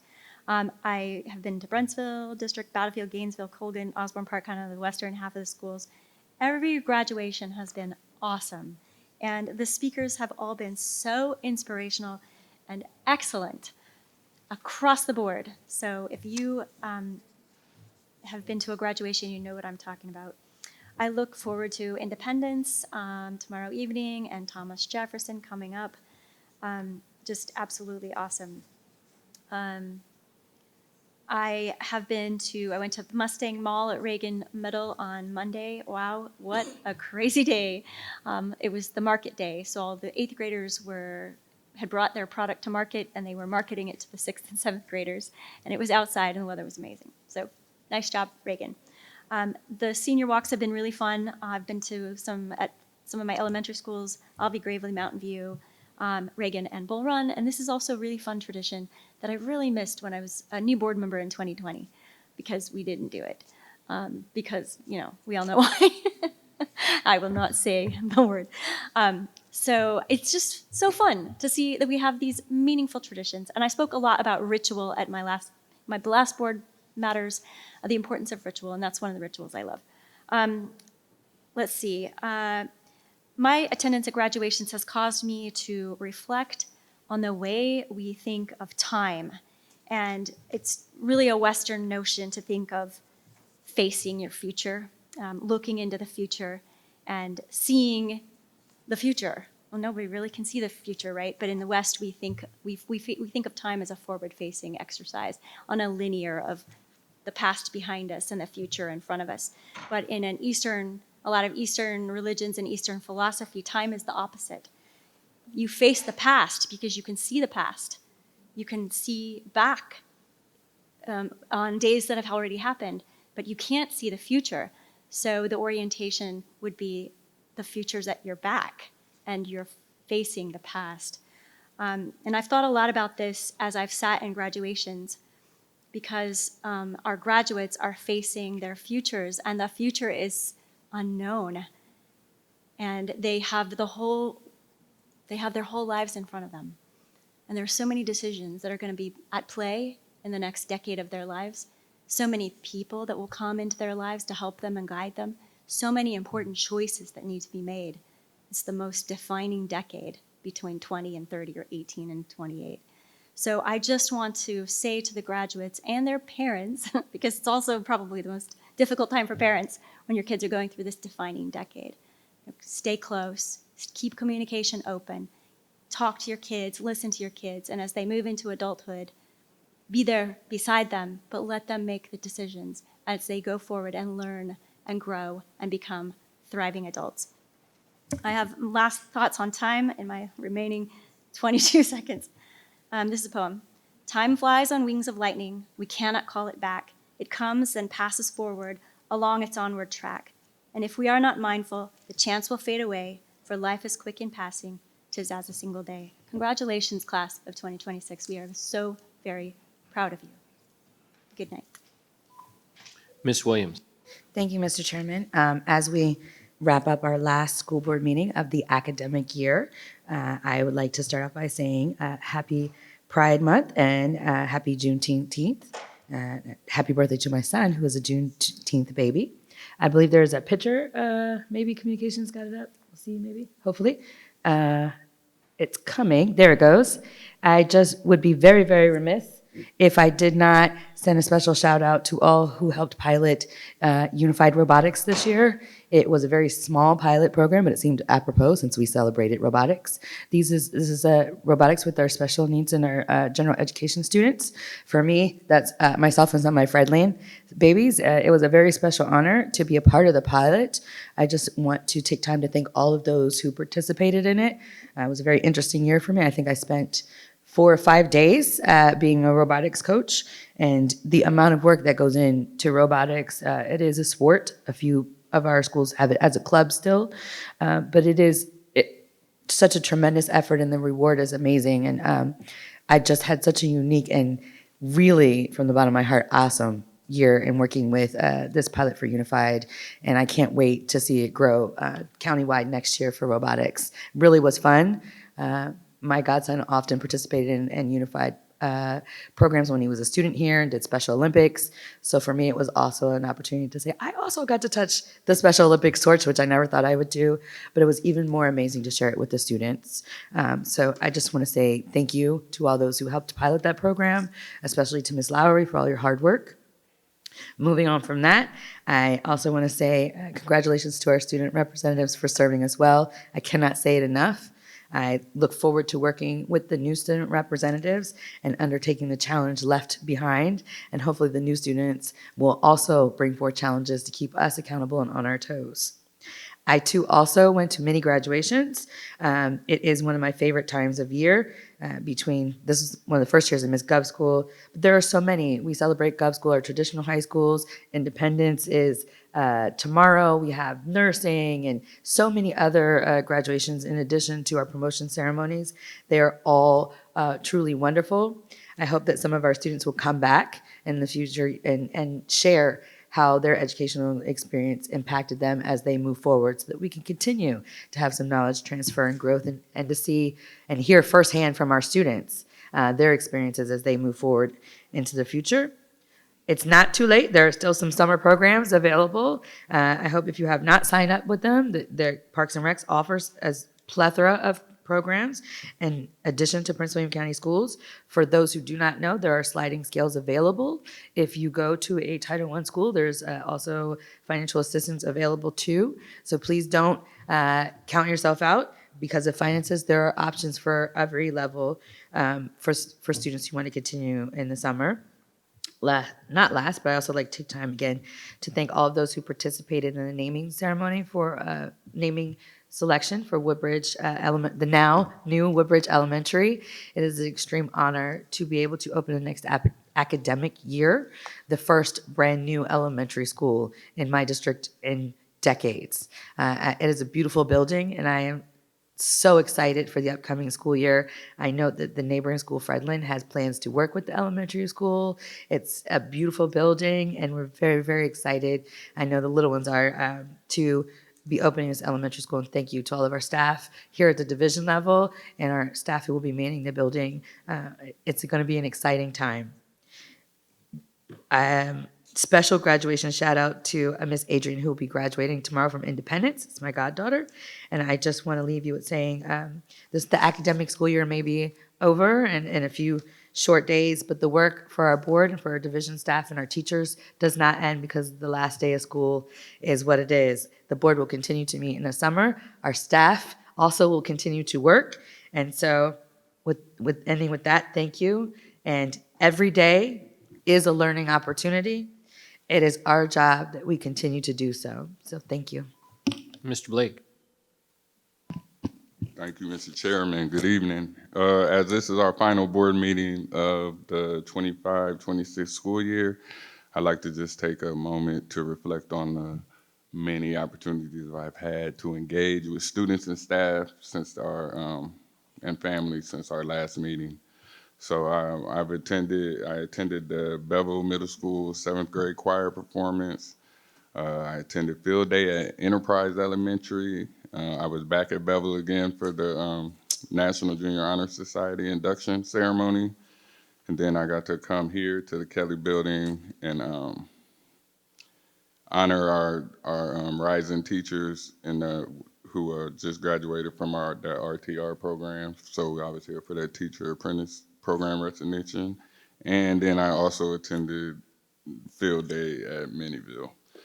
And like a lot of my other colleagues, I also had the privilege of attending numerous graduation ceremonies last week and this week.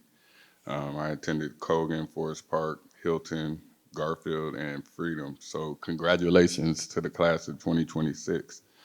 And just last night, I was super proud to cheer on, this is what I call them, the cardiac wolves. But the Garfield High School soccer team, and we punched a ticket to the state playoffs, winning 5-3 in penalty kicks last night over Osborne. So So next week we play Cogan. We'll host Cogan. Oh, it's tomorrow. Oh yeah, Thursday. We host Cogan tomorrow. Yeah, Thursday. Oh, that is. See, I'm off. Anyways, so everybody will be there tomorrow. I see you tomorrow too.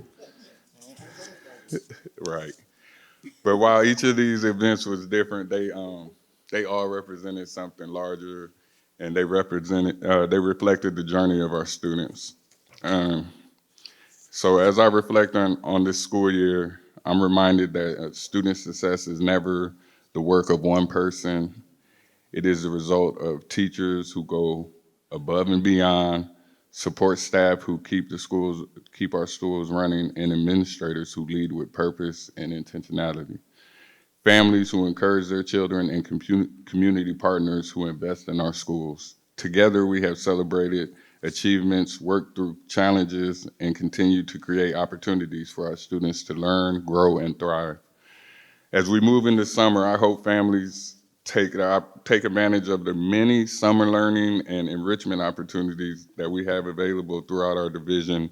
Learning doesn't stop when the school year ends, and these programs provide valuable opportunities for students to continue building skills and preparing for the future. And I will just close with this thought. I stole from listening to Doc. So falling down is not failing, staying down is. So that's very powerful, because I wrote it down when you said it. So this year our students have shown us that setbacks don't define us. How we respond to them does. You can fall, but you can also rise. And when you rise, you often discover strengths you never knew you had. So thank you, and have a safe and wonderful summer. Mr. Jess. Before I forget, I want to wish everybody a happy summer and enjoy yourself, and Godspeed. Also, I want to congratulate all the students who are graduating this year. Wish you very success in the future and so forth. So the other thing I want to say, I did attend a few more things than I have been able to since the last meeting. One of them was a teacher apprenticeship scholarship program. I think there were 29 students who got their scholarship as teachers and are coming back to work in Prince William County. I think that's an amazing thing. The most interesting person there was this gentleman who went to Occoquan Elementary School, is teaching in Occoquan Elementary School, and now once he becomes a full teacher, is going back to Occoquan Elementary School. So that's really, to me, was sort of amazing. I also want to say that I attended Woodbridge graduation in Garfield. The last 2 years, I attended a whole bunch of them. This year, I cut it down to 2. Why Woodbridge, of course, is because it's my high school. Why Garfield? I live in the Occoquan district. Ken Bodie, who is the Occoquan supervisor, lives in the Occoquan district. But our kids go to Garfield. My kids graduated from Garfield. So the boundaries of the district does not necessarily mean that you're going to go to the school in your district. So that's the reason I went to Garfield this year. Again, I want to wish everybody one other thing I wanted to say to Dr. McDade, like for you, I like the Thriving Futures, but to me, what we're missing is the most important thing is our academics. I like some way that the people who are doing well, the schools who are doing well, not only from the state recognition, but from our recognition, I think we have a goal of 85% thing.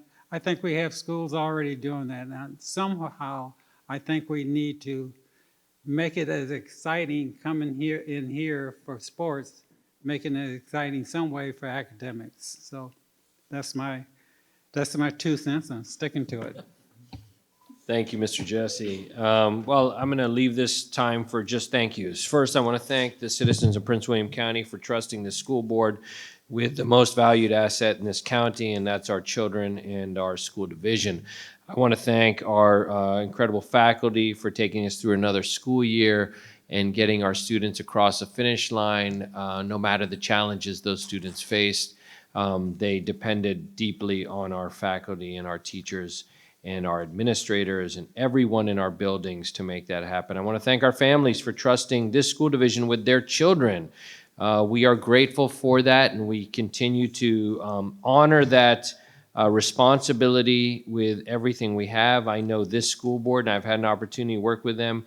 Even when I disagree with them on multiple issues, I am grateful to have a chance to work with them. I think this board honors respect over agreement, and that shows in the ability of this board to come to consensus on a variety of challenging issues. And as many remember, this year started out in a very challenging phase. There were threats of federal cuts to the school division and challenges to different pockets of our student population for a variety of different reasons, and the school board deftly navigated that in a way that we accomplished a strong end to another great school year. I want to thank Dr. McDade for her strong work, her 5th year completed with this board.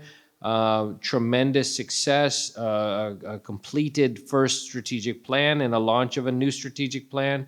The future is only looking bright. I want to thank our clerks, Laura, Anna, Liliana, and Danielle, everyone in the clerk's office for really taking a lot of time to make sure our meetings go smoothly. Truly appreciate it. I want to take a chance to thank our Director of Communications, Diana Galata, her team for Thriving Futures Focus. As you saw today, it's not easy to get everyone in here, to get it right. There's still a lot of things we're going to have to honor next school year for the rest of for this spring, as you heard from Mr. Blake and Mr. Denick, of our great athletes who are still competing, who hopefully will have some state championships to brag about next fall, or actually, frankly, next week. And we have, I don't even think we touched the world robotics positions and the finalists in the science fair. All of those things came in late. So a lot of great things to celebrate. I want to thank Diana Galata's staff, and I'm going to read the names because these folks help make these meetings go. We have Maria Delafav, Wendy DePietro, Dr. Kyle Trott, Megan Silas, Tim Tewald, John McCloud, Jim Lepp, Mike Davis, Indira Levine, Raul Rosado, Jimmy Davis, John Jimenez, Marcos Salinas. I'd like to thank our Director of Information Technology, AJ Phillips, and staff members Howard Pond, Olajuwon Sims, Alex Camacho, Raymond Noel, John Jenkins, Andrew Choi, Kevin Sergioli, Mauricio Martinez. These meetings would also not be possible without our outstanding custodial team led by Erda Fernandez and our top-notch security team led by Ron Crow. I want to thank you and our folks at the Prince William County Police Department. This has been another great year. I want to thank everyone in this community for allowing us the honor to take care of our most valued asset, and that's our children. With that, I want to close out this academic school year's last school board meeting and wish all of our graduates tremendous success in the future. I wish all of our juniors to get a head start right now in college applications. And I look forward to our sports teams continuing to do well. With that, the meeting is adjourned.